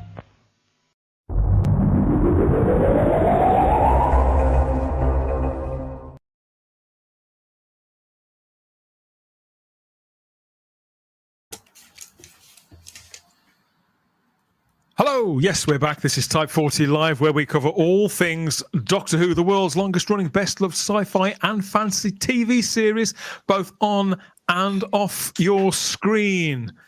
I'm here with the panel. Again, we've got Simon Horton here, the question master, the Blankety Blank master. We've got Charlotte Shields there. We've got Jack in the Nerd Den and Sarah there too in the bottom corner, primed and ready for more. Everybody watching live there across YouTube, Rumble and Facebook, thanks for the comments so far. And I wonder if you've been joining in too with Simon's question earlier on that's had me plunging the depths of my imagination and mind. Shall I read it out again then? Let's see what we've got in it. Let's see what we've got in the chat then. Back in the old days, the sonic screwdriver only used to open doors. These days, it can do just about anything, and the new model is even better. Now, the Doctor can even blank with it, and we've got some good ones in the chat. Ooh, okay. So, yeah, I've got one. I've got mine. Go on then. What have you got then, Dan? By the way, I've got one written down, and if anybody gets the one that I've got written down on my piece of paper here, then you get a special prize, which is really a blankety blank checkbook and pen, probably. Go on, Dan. What you got? Okay, so read out the question again, Simon. Okay, I'll read out the question again. Back in the old days, the sonic screwdriver only used to open doors. These days, it can do just about anything, and the new model is even better. Now, the Doctor can even blank with it. I've got scroll. Oh, scroll. Oh, very scroll. You can scroll through. Very clever. Yeah, very clever. Yeah, but it's not on my piece of paper, but yeah, very good. Charlotte, what have you got? I've got make disco with it because of that TARDIS with all the moves. Very good. Very good. Still not on my paper. Jack, what have you got? Detect rings. Detect what? Detect rings. Because rings? Yeah. Because of that scene from the Christmas special. Oh, very good. Oh, you've been very clever on these. I thought I might get some rude answers. I'm just getting very clever answers. Sarah, what have you got? Well, mine's not clever. I've let you all down. Oh, thank you. You've made my day. Mine is detect Jaffa cakes within 100-mile radius. On the card, blimey. That's if Ian was the Doctor. That would be what his that is definitely if Ian was the Doctor. Open blister packs, yeah, Darren Bradley, like that one. Like that one. What else have we got? We've got resonate with it. We've got take temperatures with it. Shave with it. Mark Milford says he'd shave with it. My God, yeah, bake. We've got one that, I was to say, we've got one that a certain king would probably find quite helpful at the moment. Which is, I've just seen that one. Please do this every week, says Retro. Don't tempt us. We will. Nathan Huggins, I like Nathan Huggins there. Trim nose hair. That's a good one. Oh, that's a good one. Yeah, I appreciate that. I've got a device for it at the moment, but it could do a lot better. Pick up BBC Sounds, says Simon Anthony. They're all very clever, these are. You know what we should have done? I've just thought of it now. Increase the viewing figures. Oh, Charlotte, you're on fire tonight. Very good. Shade. Yeah, we've got a few shade. We've got a few. So somebody would draw a shield on. Where was that shield? Draw a shield on the Star Beast. Yep. I mean, you probably take some Calpol as well. Take some Calpol. Right. Well, nobody's got mine. I was going to go with scrambled eggs. I don't know why. I don't know. I was going to go with scrambled eggs. There we go. There you go. Like we keep saying, you don't get this on any other podcast. Right, move on. Well done, everybody. Thank you. Woo-hoo! Give yourselves a round of applause. I think to close out, we should just... cinnamon toast crunch. Yes. That's it. Yeah, I think you've won, love. That you have won. I am definitely giving you the award to Cinnamon Toast Crunch. Well done. He could use the sonic screwdriver to locate missing episodes with it. Absolutely fabulous answer. Love it. Wonderful. Love it. Let us know what you think of all of this, of course. And the Blankety Blank, is that favourite show of yours from the TV past or the TV present? Let us know. Let us know in the comments section who your favourite Blankety Blank host is as well, by all means. Okay, so thank you for the comments, everybody. Absolutely loving it. And I think that went down particularly still got the answers coming. We'll round them all up. Keep them coming, folks. Yeah. Thank you for the spirit of adventure that everybody's taking part in all of this. All of our nonsense. Okay, what next? What next? Oh. I know that we weren't alone in being sad to hear that the veteran actor and much loved member of the Doctor Who community, the family, the Doctor Who family, Michael Jayston, passed away earlier this week. Michael was an unmistakable presence on British screens, appearing in most of the biggest shows on telly.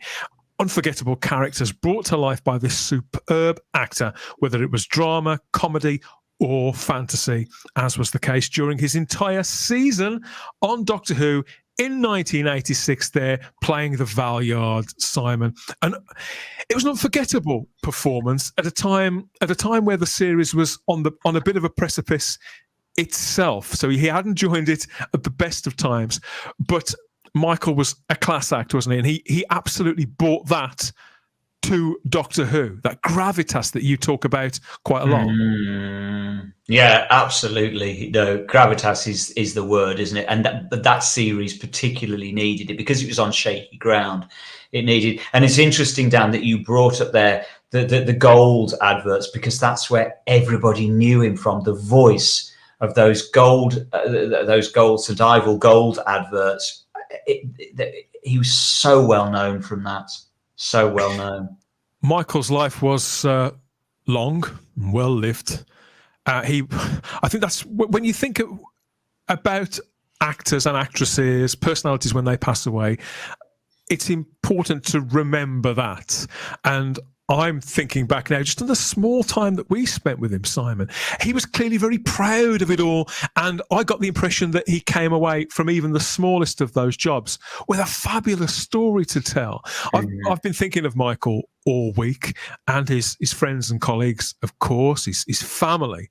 But I felt that we could commemorate, celebrate, and express our gratitude and affection for Michael Jayston and his life and his work and place in the Doctor Who family here, and in the spirit in which he would have wanted. He had a twinkle about him, didn't he? There was something about this man. You even worked with him, didn't you, years ago? I did. Yeah, I was very, very lucky. Back in 1997, I worked with him. It was 96, and it was screened in 97. It was screened actually this last week. I think the episode that he was in was screened last week in 97, and we filmed it in 96. And it was a series called Adam's Family Tree. It was a children's series on ITV. And it had all manner of guest artists in.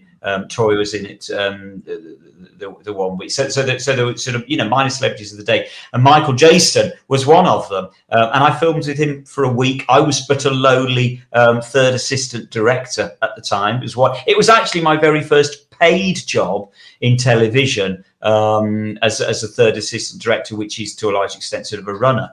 So it was my privilege and pleasure to spend a week actually sort of pretty much driving him round the Yorkshire countryside. And he was just, I would pick him up every morning from his hotel and drop him off and drive him round, and then obviously just do various jobs on the set during the day. And he was an absolute pleasure.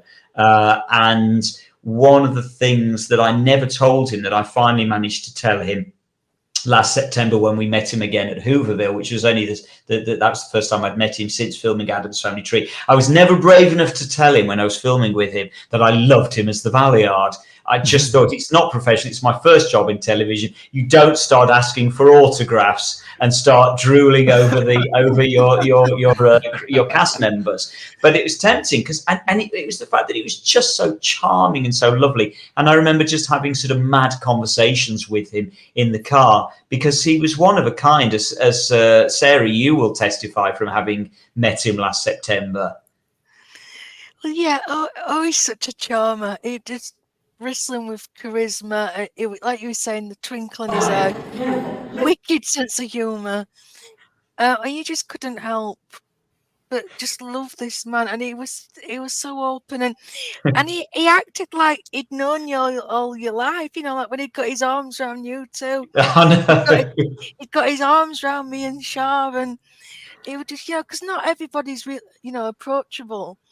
But he was, and it didn't matter, you know, what were you talking to him about? He would talk about it all. He did the Valeyard laugh for us. You could tell he was so proud of it, and it wasn't a chore for him at all. It was absolute delight. And do you remember because of course we were doing this live back in September from Hooverville, and I was the one who sort of went up to, because I didn't mind, because I'd worked in before, I thought it would be a good intro in, and I was the one that went up to him and said, look, we're doing these live short videos, would you mind, would you like to be interviewed? And of course he immediately said yes of course, and he just started talking then as we were walking over to start filming. He was already talking, he never shut up, to the extent where in the end we just went live, didn't we? We just started, we just went live because he just was on a roll. Class act, a class act. Obviously, I'd seen him on television for years and years and years, Simon. I'd always been impressed by Michael Jayston as an actor. I think before he played the Valeyard, I'd seen him in lots and lots of things and not clocked it was the same guy. He was one of those who was kind of like a chameleon. I mean, the Valeyard is a pretty unpleasant character, isn't he? And he's immediately arresting when he appears in 1986. Even in a hat like that, Dan. Even in a hat like that. It's not a performance that you're going to forget. And, as I said, this was at a very particular, very precise time for the show. And I want to be clear here. This is nothing against Linda Bellingham, an actress I've always loved, who always brought a certain quality to everything that she was in. But she wasn't a particularly powerful actress. That wasn't really her thing. No. So I don't believe this season would have worked for her. And Colin, who I've always loved as the Doctor, I've always had a lot of time for Colin. He couldn't have powered all this alone either. It needed somebody to bring extra, and I feel that Michael Jayston really did do that. And as such, because Michael was so formidable, inhabited that part so well, it meant that Colin really had to raise his game. Yeah, he certainly did. He met the challenge, and so Michael got the very best out of Colin. And I also think he got the best out of Linda Bellingham as well, who was also, by that point, she'd been on television for 20 years. So the entire production benefited enormously from the presence of this fantastic actor. Yeah. And he does it. He's one of those actors, he just does it so effortlessly. He whatever role he does, he inhabits it. You never think that you're sitting there watching an actor play a part. He was the Valeyard. You don't think of it as an actor. He just inhabits the role, and you can't imagine him doing anything else. And then of course he does another role, and you can't imagine him doing anything else other than that one. And he was in a heck of a lot of stuff through the years. I mean, I'll often say this in the diary that the list on IMDb is this long. Or Michael Jayston is literally, my arms are disappearing. It's an enormous body of work. The guy, Michael, was born in 1935 in West Bridgford, which is in Nottingham, but he made his professional debut, his acting debut, in 1961. He performed in various productions at the Bangor Little Theatre in Northern Ireland, and from that he went on to become one of Britain's most accomplished actors. The film roles in films like Cromwell in 1970. Then there was Macbeth in Macbeth 2. He was in cult favourite movie Highlander 3 in the early 90s. But he was the lead in Nicholas and Alexandra in 1971, wasn't he? That was a big, extravagant by then standards film, wasn't it? With quite a cast. At which point, Michael did make a few really long-term friendships, didn't he?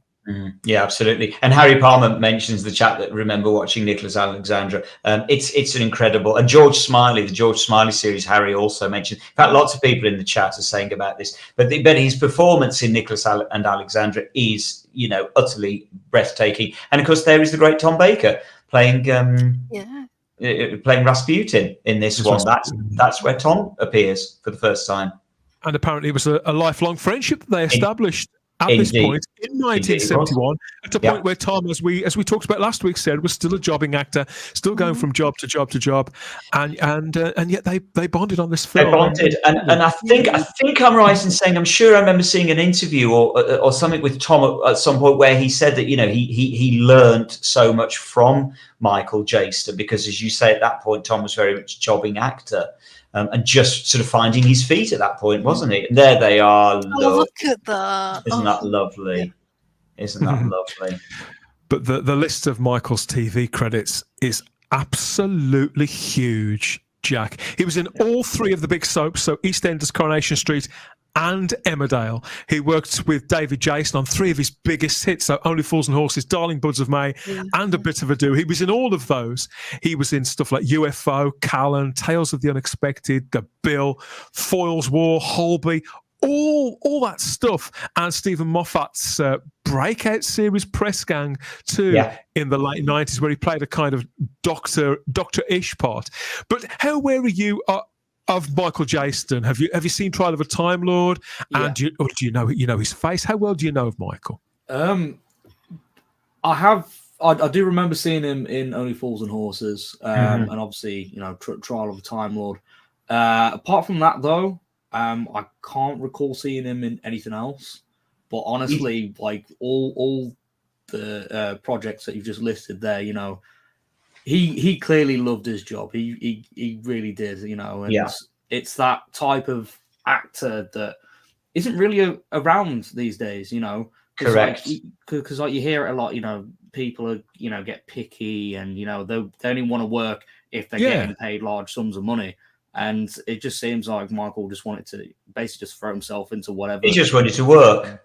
Yeah, and it's just that kind of work ethic, which, to be honest, in this day and age is unfortunately missing. Yeah, it's a great. He's very much sort of to television what Donald Pleasance was to film. He just wanted to work, and he'd just do roles. That's not to say that he'd just do any old rubbish. He wouldn't, but he did. He loved to work, and he just kept on working, and people kept employing him because he's just so damned good at it. I remember while we were filming Adam's Family Tree, and that was, as I say, it was a kids program, and so it was just full of kids, obviously, and the kids were sort of just young teenagers, and so they were a handful. There's no two ways about it. But he was just still, the effortless professional acting as a, almost a Shakespearean actor with these young kids of 12, 13, 14, and he could have been acting opposite Laurence Olivier. He still gave it 101%. And we were filming on the top of the Yorkshire moors in freezing weather, and he was nothing short of totally professional and a pleasure to have around. Just a true gent. I haven't got any pictures of him with Laurence Olivier, but I do have one of him here with Sir Alec Guinness. Oh, there we go. That's Smiley's people, isn't it? Yeah. Series after series. And let's not forget, of course, that he did play James Bond, at least in voice. He was on the radio version of You Only Live Twice, playing James Bond. So all credit to him. He's a Bond as well. And isn't that correct? When you think about it and you hear that voice, of course he's James Bond. Well, apparently he's one of Britain's leading, or was one of Britain's leading voices of audiobooks. He recorded more than most actors, voice artists, whatever you want to call it. And oftentimes, I suppose, what we heard during the advert break, all of those adverts were Michael Jayston. Most of them were adverts that we all recognise, particularly people of our age and above, who would have seen those several times in the average day. And in many instances, you would never think it was the same guy. Yeah, I think it was just that generation. They all had to have sort of lovely voices. But if you think about back then, a lot of work wouldn't be on screen with his generation. It would be radio, it would be theatre, it would be those sort of things. So it was just part. And this isn't to diminish it. I just think they all developed that skill. And he was one who really had that skill beyond that. And I just think, because I do have to go in a minute, the thing that always gets me about him in Doctor Who, because I've mainly seen him as Valeyard, if I'm being honest. Yeah. It's how that performance could have been really sort of, oh, I'm the villain. I'm the mustache twirling, ha ha ha, I'm the Doctor but evil. Like he really could have done a bit pantomime almost with it, But no, it's very controlled. It's very delicate. And you get the same vibes once you click who it is, that you get intelligence, you get ego, you get all the traits we know about the Doctor. But obviously the idea of the Valeyard is, what if the Doctor had the traits we know? He's not lost those traits, but they're sort of warped and therefore different means than helping people. And he got that in his performance. And you could sense he got that. He had to still, in one breath, be the Doctor, but something else. And that's such a delicate thing. So that's what I think so impressive. And it's such a sad loss. But sort of on that note, I'm going to have to go. Good night. Good night. Good night. Next week. Oh, well said, Charlotte. As always, Charlotte, fabulous tribute there. And of course, what's so tragic about this is I seem to remember not so long ago people were talking about, was the Valeyard going to appear in maybe the Christmas episode or in one of the David Tennant episodes or even in this series coming up. And yeah, we've definitely, we've been robbed of the Valeyard, and he should have been back. The Valeyard should have come back at some point. It's such a bravura performance. Why did Russell never bring the Valeyard back when, or indeed Moffat, when they were in charge? It was such a gift. Could you imagine him play like someone like Peter Capaldi? Yeah. Oh, can you imagine Sarah against Capaldi? And again, these scenes, the glorified court scenes, they could have been so boring, especially as we keep flitting back to the courtroom from whatever. Because it's not a well-written part. It has to be said, it isn't a well-written part. They're tedious scenes. And it is just him interrupting. And how many times can you say proceed? Yeah. And he's just mesmerizing. Just the look on his face when the Doctor's talking. It's just, like you say, a phenomenal performance. And it's as Richard says, it was just so well underplayed. That's what Michael did. He underplayed parts, and yet he did underplay them, and yet somehow he still manages to big it up, because he does that laugh that he did for us at Hoover, which is really hammy, and that's not underplayed at all. And yet he comes across somehow as underplayed. He keeps the lid on it. He just gets the balance perfect. I think it's the difference between being a pantomime star villain and having a contained menace. I think that's what it is with his character. And of course, somebody else said in the chat, wouldn't you have made a great Doctor? And he would have made a brilliant good Doctor, not a bad Doctor. He would have made a good Doctor as well. Because when you see him in nice parts, he's phenomenal in those as well.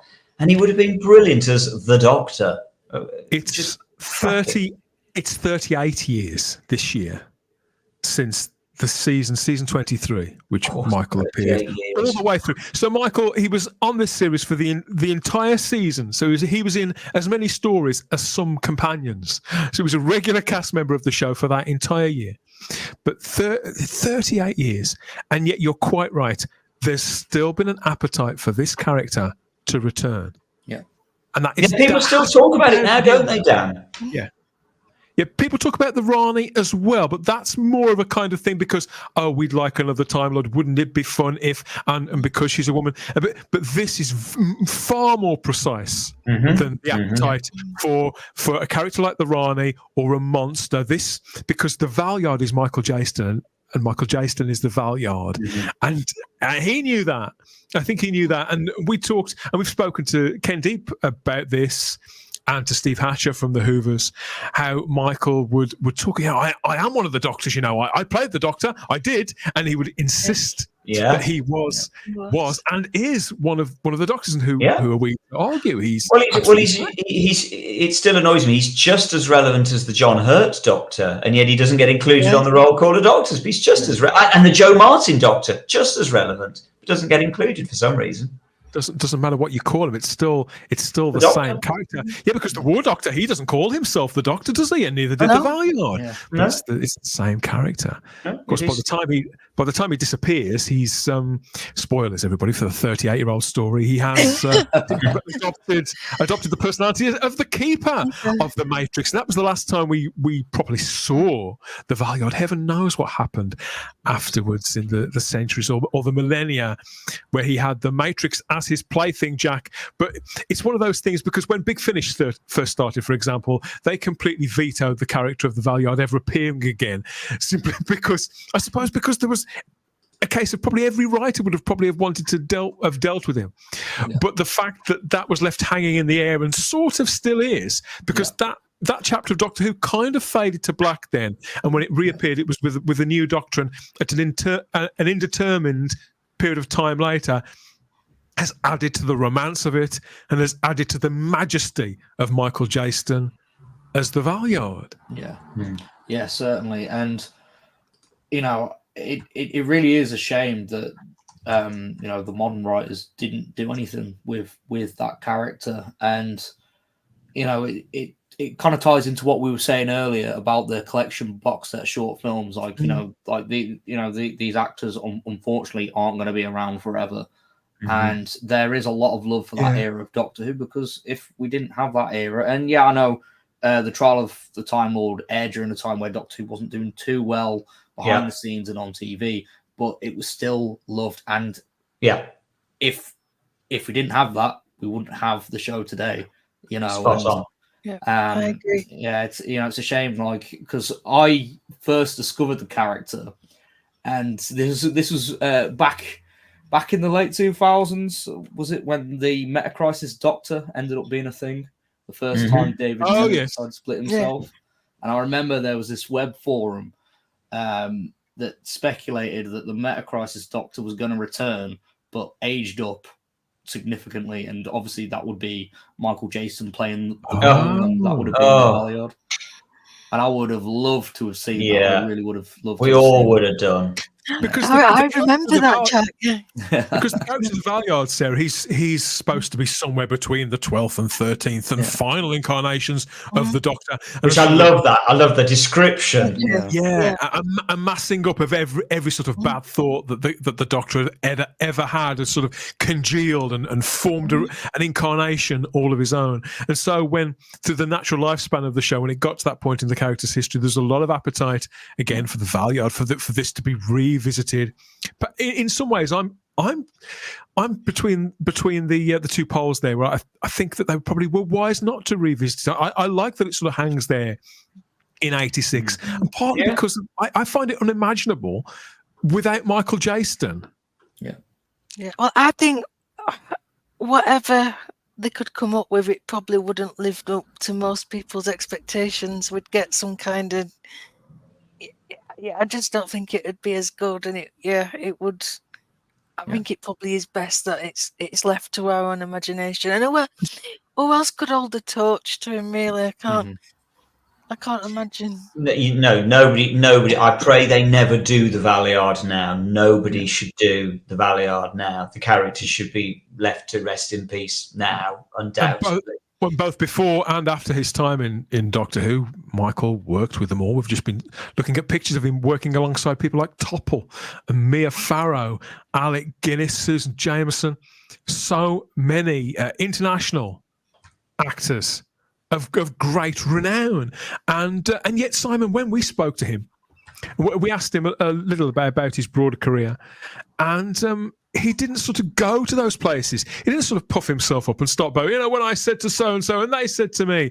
It was very much focused on the general public, on the audience who'd received it.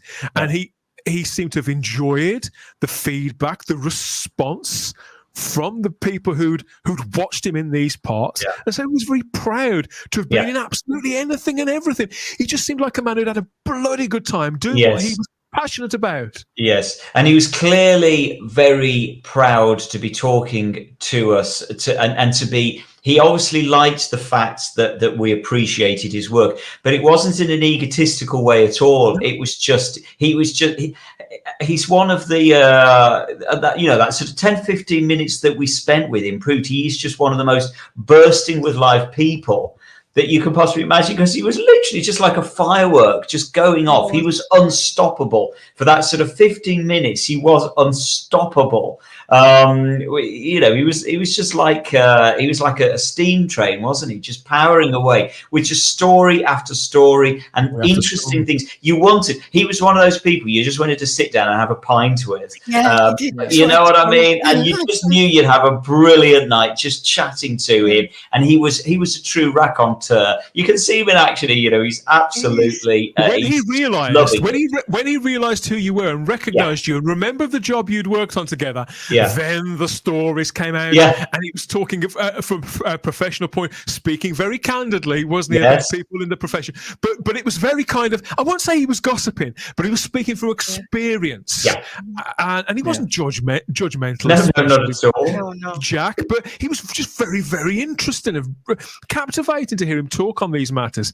Again, speaking with pride, but really quite playful as well. How he was with you. Yeah, he just knew that he knew you from somewhere. Yeah, he just couldn't quite. Of course, he wouldn't remember. He did so many TV shows. He wasn't going to necessarily remember Adam's Family Tree, but he did. Eventually, he got it. He was like, "Oh yeah, okay, I do remember it now." He got the angle on it finally. But of course, in a career that long, of course, he's not going to remember the minutiae and the details of it. But that wasn't the point. The point is, he just is. Just bursting with life, just so full of interesting stories, so much to say, and so much that he clearly just liked speaking to people, just chatting. He was just a very, very convivial, ebullient guy.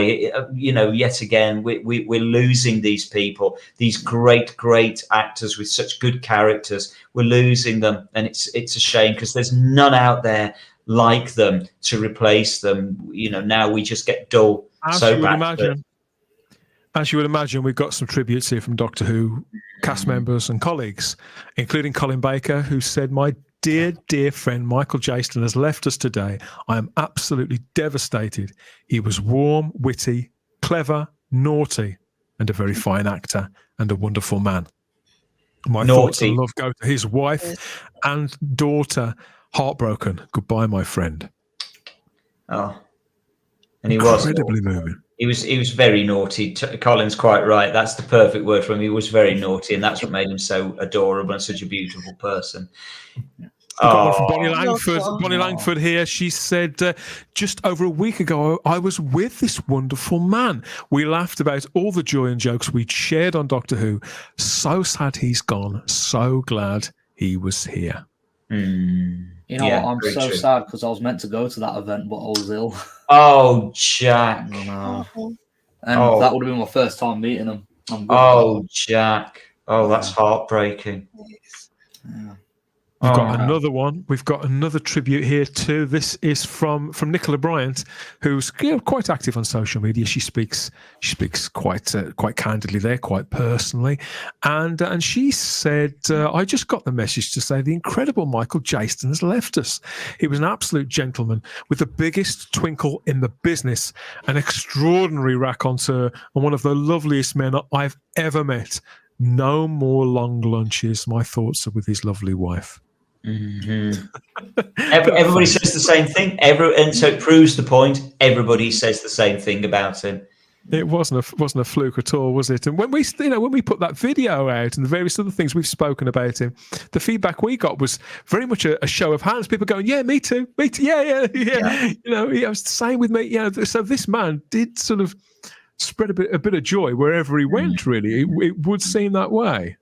And we were so lucky that day to meet him and to get to spend, as I say, about 15 minutes with him or so, 20 minutes, something like that. We were just lucky. And I, on a personal level, I am just so relieved that I finally got to meet him again and tell him what I wanted to tell him in 1997 that I wasn't brave enough to do then.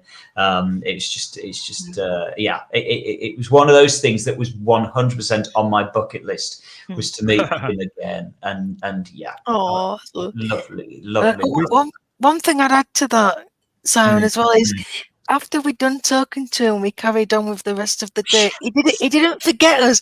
We'd be walking up and down the steps, and we'd find him, and he'd just carry on talking, or there'd be a wink. Yeah. Or a little call. And it got to the point where, with me and Shaw, he said, "We have to stop meeting like this."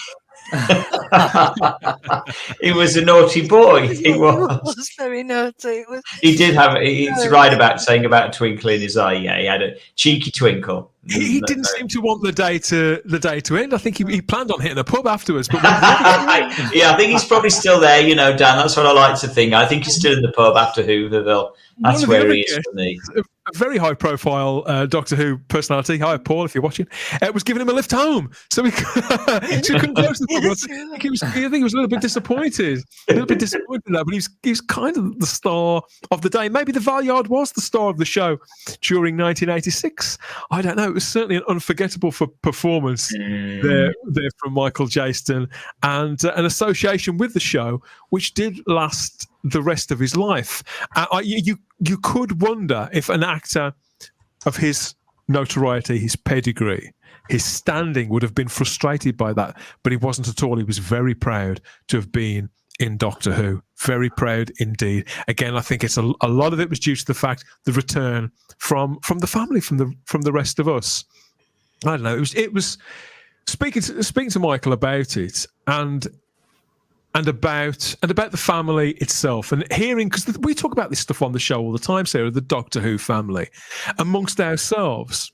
Yes. And you do wonder, how deeply felt is that by the cast members, and there was no doubt. Michael was talking about this stuff with no prompting whatsoever. The Doctor Who family, he felt exactly the same way that we did.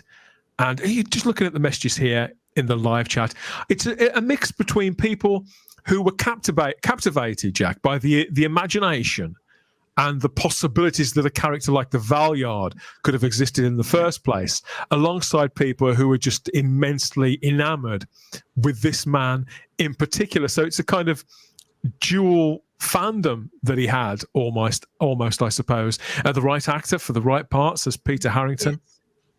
Again, can't really argue with that. Nobody else could play the Valeyard. Simple as that. The Valeyard has been referenced a few times in New Who, hasn't he? He says Will Hadcroft, but never revisited. I think he's been alluded to, mentioned by name, Jack. I can't quite remember where though. No, I can't. The great intelligence and Name of the Doctor. Yeah.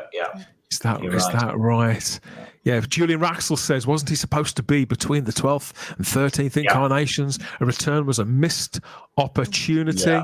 Yeah. We've got Chris from Black Glove Studio in the chat, who was the co-author of Time's Champion there, which featured heavily the Valeyard. And he says here it was a joy to recreate that character and expand the character for that novel there. And it was right for expansion, wasn't it? Good on Chris for doing it, because it's a perfect character to expand upon.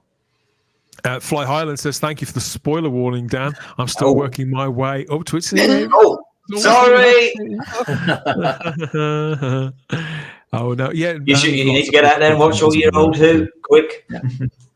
Mark Milford said he was Colonel Mustard in the television series Cluedo. Again, I forgot about that. Another classic. Tom Baker was in that too, wasn't he? Yeah, forgot that one. Lord Thoth, please do not revisit it. Leave it alone. Not now. Too late now. And some things shouldn't be undone. Julian says we're losing all these great character actors who possess such rich voices. Yes. Oh, he had a wonderful voice. He really did. As I say, it was that I remember most from those gold adverts. Parry Palmer says we enjoyed his performance. Yes. He was pleased to have entertained us. That's correct. That's what I was trying to say, Harry. That's got that vibe from him. That's what it was. Yeah, he was delighted that we were delighted, and it wasn't in an egotistical way at all. No. We of course before we met him at Hooverville, Michael was also, this was through Ken Deep as well, who runs the Long Island Who convention. He was more than happy to get involved in this. So here at Type 40 Live, we spearheaded Doctor Who Podcast Day last year. And Michael had no idea who we were, never heard of us, didn't know what this initiative, this day was about whatsoever, and yet was quite happy to hold up this flyer for Doctor Who Podcast Day and to go with it and to be the Valeyard there in a split second. So we got one promo pic of him as the Valeyard and one as dear Michael Jayston. Absolutely brilliant. Still got it. Yeah. But it's that spirit. You want to hold what? What's this for again? It's the fact that it was for Doctor Who fans, and I think that we'd always turned out for him, and he was going to turn out for us. And that was very much the impression that I got through what I heard back from that. Yeah, and that day at Hooverville, a lot of people were talking about him, despite all the other guests there. There was how many guests? 20, 30, something like that. A lot of people were talking about Michael Jayston. Rest in peace, Michael Jayston, says Ezra Goldstein. Oh, lots of comments like that. Wonderful, says Cinnamon Toast Crunch. Did he appear in the Avengers? Yeah, he did. Darren, probably. Yeah, he did. I can't remember the name of the episode, but yes, he did appear in the Avengers. Yeah. Madeline Smith says Julian Raxel and Crimpling Doubloon. Is that Madeline Smith? Yes, it is. And why hasn't Madeline been in Doctor Who? I've no idea. Nope. Your interview was lovely, says Richard Brooks. It was, wasn't it? It's up there.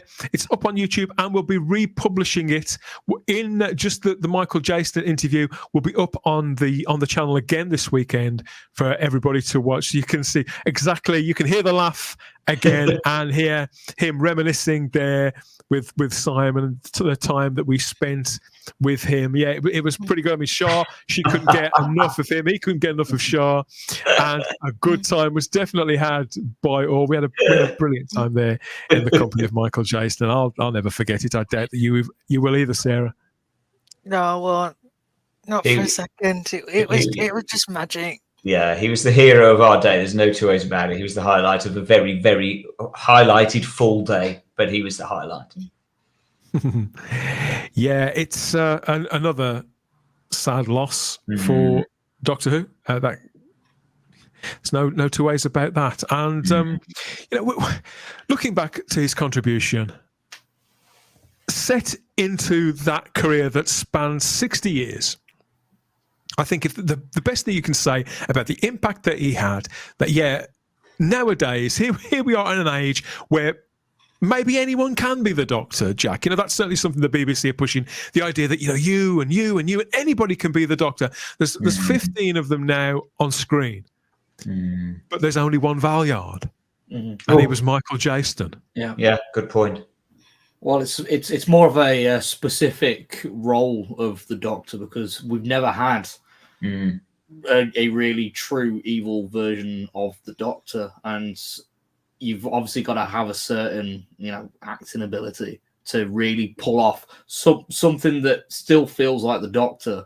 Yes, but also you can tell that the Doctor in the future at the time had clearly lost his way, and was maybe turned out like the Master was desperate to survive or something like that. There's plenty of theories out there, and to be honest, that part of me is glad that they never revisited that because, as Sarah said earlier, they probably couldn't have pulled off anything that would have matched, what fans would have been speculating about. And as time's gone on, and even if he did reappear in the Capaldi years, which I think would have been amazing seeing them two together, but I feel like whatever reason for the origin of the Valeyard wouldn't have matched up fan. I agree. You don't want to know the origin, do you? In many ways, Dan's right. Maybe that season is just right to just be there on its own in a discreet little package, and that's all we ever see of the Valeyard. And maybe that's just how it should be, perhaps. Yeah. And the irony that such a deep and dark character that still haunts Doctor Who fans and possibly haunts the Doctor to this day should have been brought to the screen by such a lovely, warm, generous man. Let us know your memories of Michael Jayston, whether they're on screen or off. If you were fortunate enough to spend some time with Michael, we'd love to know. Let us know in the comments section there. Michael Jayston is irreplaceable in the pantheon of even Doctor Who legends. And so, we'd love to hear your stories about Michael Jayston and the characters that he created too. Of course we would. Of course we would.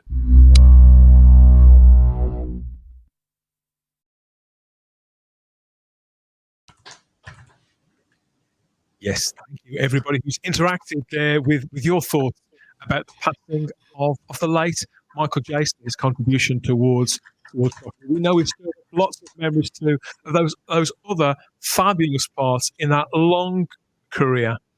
But we have got just one more thing to get into, everybody. Just one more thing. It's our regular scroll across the view screen of the creativity out there within the Doctor Who family with our fan art. So a reminder again that if you are a fan artist or you know a fan artist who works either traditionally or digitally, or maybe they create things through cosplay or through ceramics or through stitches, maybe like this fabulous post box top, which can't get enough of this, then please send them our way. We'd love to get their work up on our view screen here and show the Whoniverse how fabulously talented Doctor Who fans really, really are in our Pretty Pictures gallery. And for this one, we're carrying on with the theme. Of course, we are of the Valeyard, as played by Michael Jayston. This one's from A Hill Designs, and I think this captures his cool, calm, collected malevolence very, very nicely. Turns out the master of the chessboard is the Valeyard after all. So not Fenric, certainly not the master jokers like that, but the Valeyard. So you can see there, he's got the First Doctor, he's got Weeping Angels, Autons, the Silence, and the Special Weapons Dalek. So many there, and just a slight smirk. They are all his playthings, Sarah. Oh yeah, it's wonderful. That he's got the face just right with the menace, and it's lovely. You know, you got that mixture of classic Who and New Who, and it would have fitted in effortlessly in New Who. It is a shame, but you know we get to explore wonderful fan projects like this. But it's absolutely delightful. Mm-hmm. It reminds me very much as well of sort of the fact that it's very sort of the Five Doctors as well, isn't it? It's Perusa in the Five Doctors with those models, moving them around the game board. It's that kind of feel to it as well, isn't it? There's been lots of this kind of imagery in Doctor Who history. These characters are almost omnipotent. And and chess often appears, doesn't it? I can't help but think Fenric is the character that I always associate more with chess from the McCoy era, but he never really washed with me. But if there was a character that ever seemed like he was several moves ahead on the board, ahead of the Doctor, then it was the Valeyards. That's why I particularly like this piece by A Hill Designs. We've got another one here from Paul Hanley, who is an artist who I think he illustrates every single Doctor Who character. I think it's a mission statement of his on his Deviant art page. And here he some of them are quite romanticized, and he doesn't tend to use reference photographs very often, which is another thing I like about Paul's work. He just manages to capture the character and gives them something extra, I think. So you can see that's Michael Jayston. You can see that's the Valeyard. I'm not quite sure what he's holding, though, Simon. I think he's holding a scalpel. That's what it looks like. Which I rather like. A sonic scalpel, Sarah. Do you think that would be fitting for the Valeyard? Oh, definitely. It's a precision instrument, and that's exactly what it is, isn't it? And I love that what he's got kind of in the background there. It's kind of a little bit sort of like the second Doctor's title sequence. It's got that sort of that feedback howl around sort of look at which I just like, that sort of just integrating it all in. And that's again one of the things that's lovely about Doctor Who. If you want to, same as the other picture you just showed, it, which is mixing new and old Who. It's great if you want to, and you've got the imagination to do it. You can mix the eras, and they work so well. Because it's all the Valeyard in that is so monochromatic, it makes sense. And he is in the Trial of a Time Lord is monochromatic, so it makes sense to put him with the monochrome era. It's lovely that. Really the thing I like the most about it is that I know this sounds silly, but the sleeves, the hand with the scalpel, how the sleeve is sort of cupped, and you've got those folds with the white trim. Yeah. I always, yes, because one of the things I always loved about the Valeyard was the two white ribbons hanging down from the collar, which was all a bit random. And why was it there? It's just a bit. What on earth made the costume designer think to do that? It's completely random, but works beautifully. I always loved those ribbons hanging down from the collar. So maybe that was a clue to a remnant of the Doctor's persona in there, Jack. You know, a little bit of indulgence, maybe. Maybe it's a bit of silk, almost like a scarf. I don't know. Yeah, maybe. Very nice. Yeah, so I really love that one. But this one I had to finish off with this. So again, a slight leap of the imagination from what we got on screen with this piece by Darryl Joyce, who's revisited the trial room there from the Trial of a Time Lord. And sort of decked it out. He's George Lucas did a little, hasn't he? Yeah. But with a lot more style. Sorry, Darryl. You could see that as an insult there. I think the creative flourishes, the creative touches that Darryl has added there to the original set from the Trial of a Time Lord season are beautifully judged as ever. Yeah, that sent a shiver down my spine, that one. That's just really quite beautiful. Oh, it's gorgeous. And the attention to detail is, and the colours, I mean, around the master as well. Oh, yeah. Gorgeous. You could just sit and look at that one for a couple of hours, couldn't you? And you wouldn't see all the detail. And I just feel like I'm sinking into that. Noticing new things, the seal of Rassilon there, sort of just nestled into the curtain. You've got what looks like the eye, the symbol of the eye that's etched into the woodwork there. I can't remember. Is that the eye? Is that something that's in McGann's TARDIS? Is some of this iconography that comes up later on in the actual series? And what's the symbolism of the green lights in the three inset? Yeah, don't know. Windows on the top right. Don't know. It's just dense with detail, isn't it? There's so much in there. So much in there. It's just beautiful, and I love having the Gallifreyan guards there, just in the shadows. Which I've always loved those Gallifreyan guards. It's quite. Are there candles? Are there candles or tea lights as well behind and around the Inquisitor?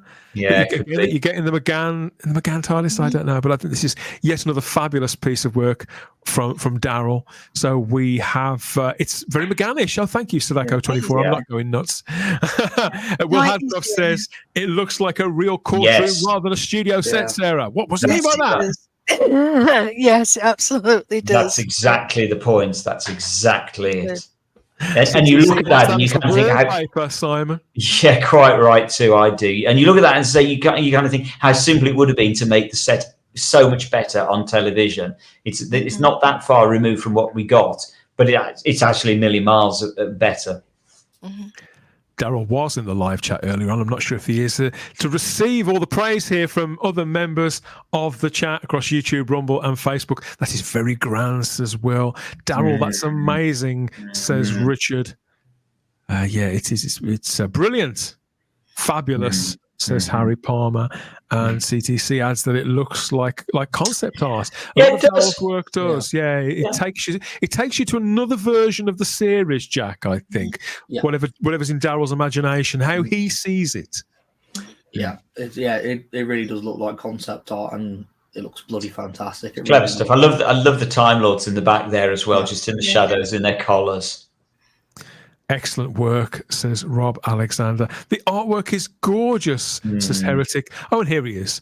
Darryl adds, just expanding the visuals a bit. That's not just expanding the visuals a bit, Darryl. That's underplaying it, that is.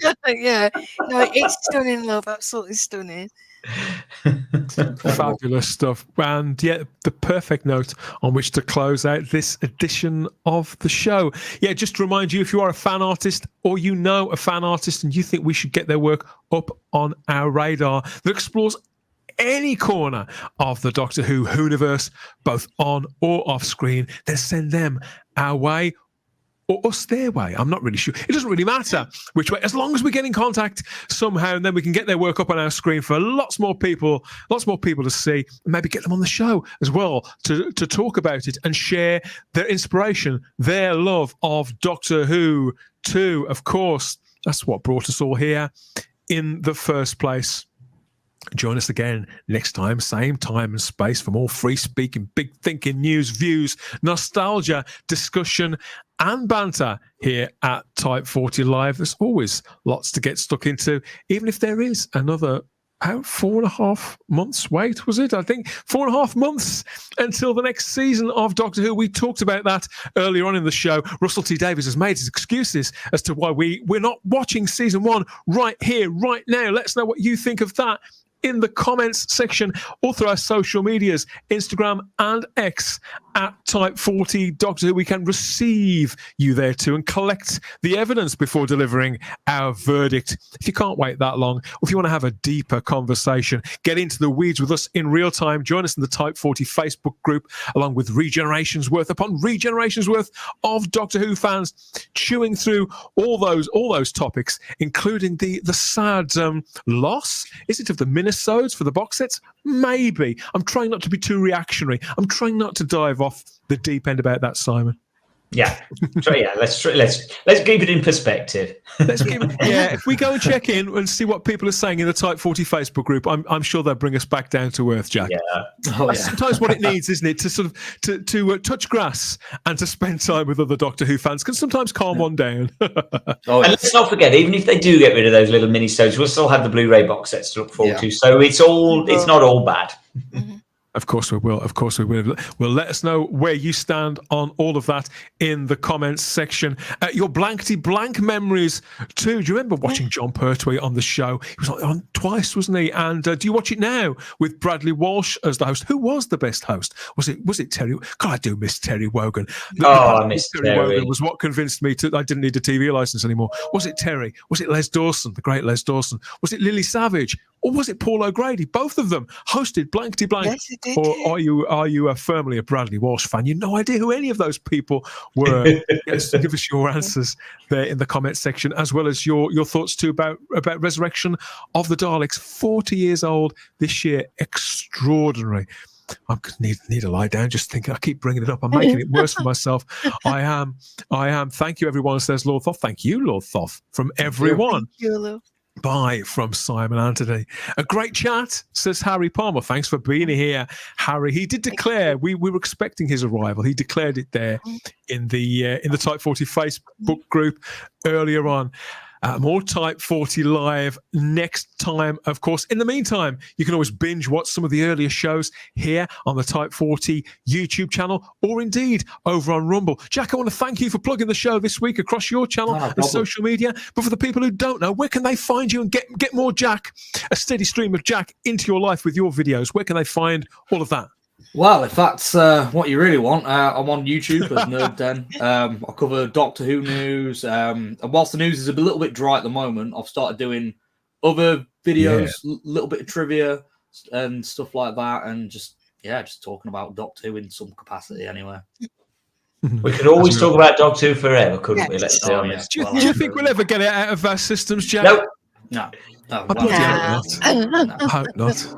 I know the big T, hasn't he? Still in the live chat here. Enjoyable as ever from Tony. Hello, Tony. Oh, thank you. Thank you, Big T.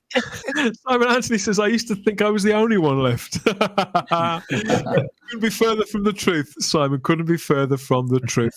And Simon, as ever, thank you for your company in the fabulous diary this evening. And Sarah, I meant to say earlier on, your jumper looks lovely, Sarah. Thanks for being here tonight. It's I was going for a bit of the Valeyard theme. Valeyard, look, yeah. Black and silver. Oh, I see. Yeah. Oh, the madness. Thanks again to Charlotte Shields. We'll be back here next time. Who knows what we'll be talking about? What will have gone on in the Whoniverse out there? Only one way to find out. Make sure you're back here next time. Nobody does it better. We always have the time. If you have the space, we'll see you then. Bye-bye. Bye-bye. Bye.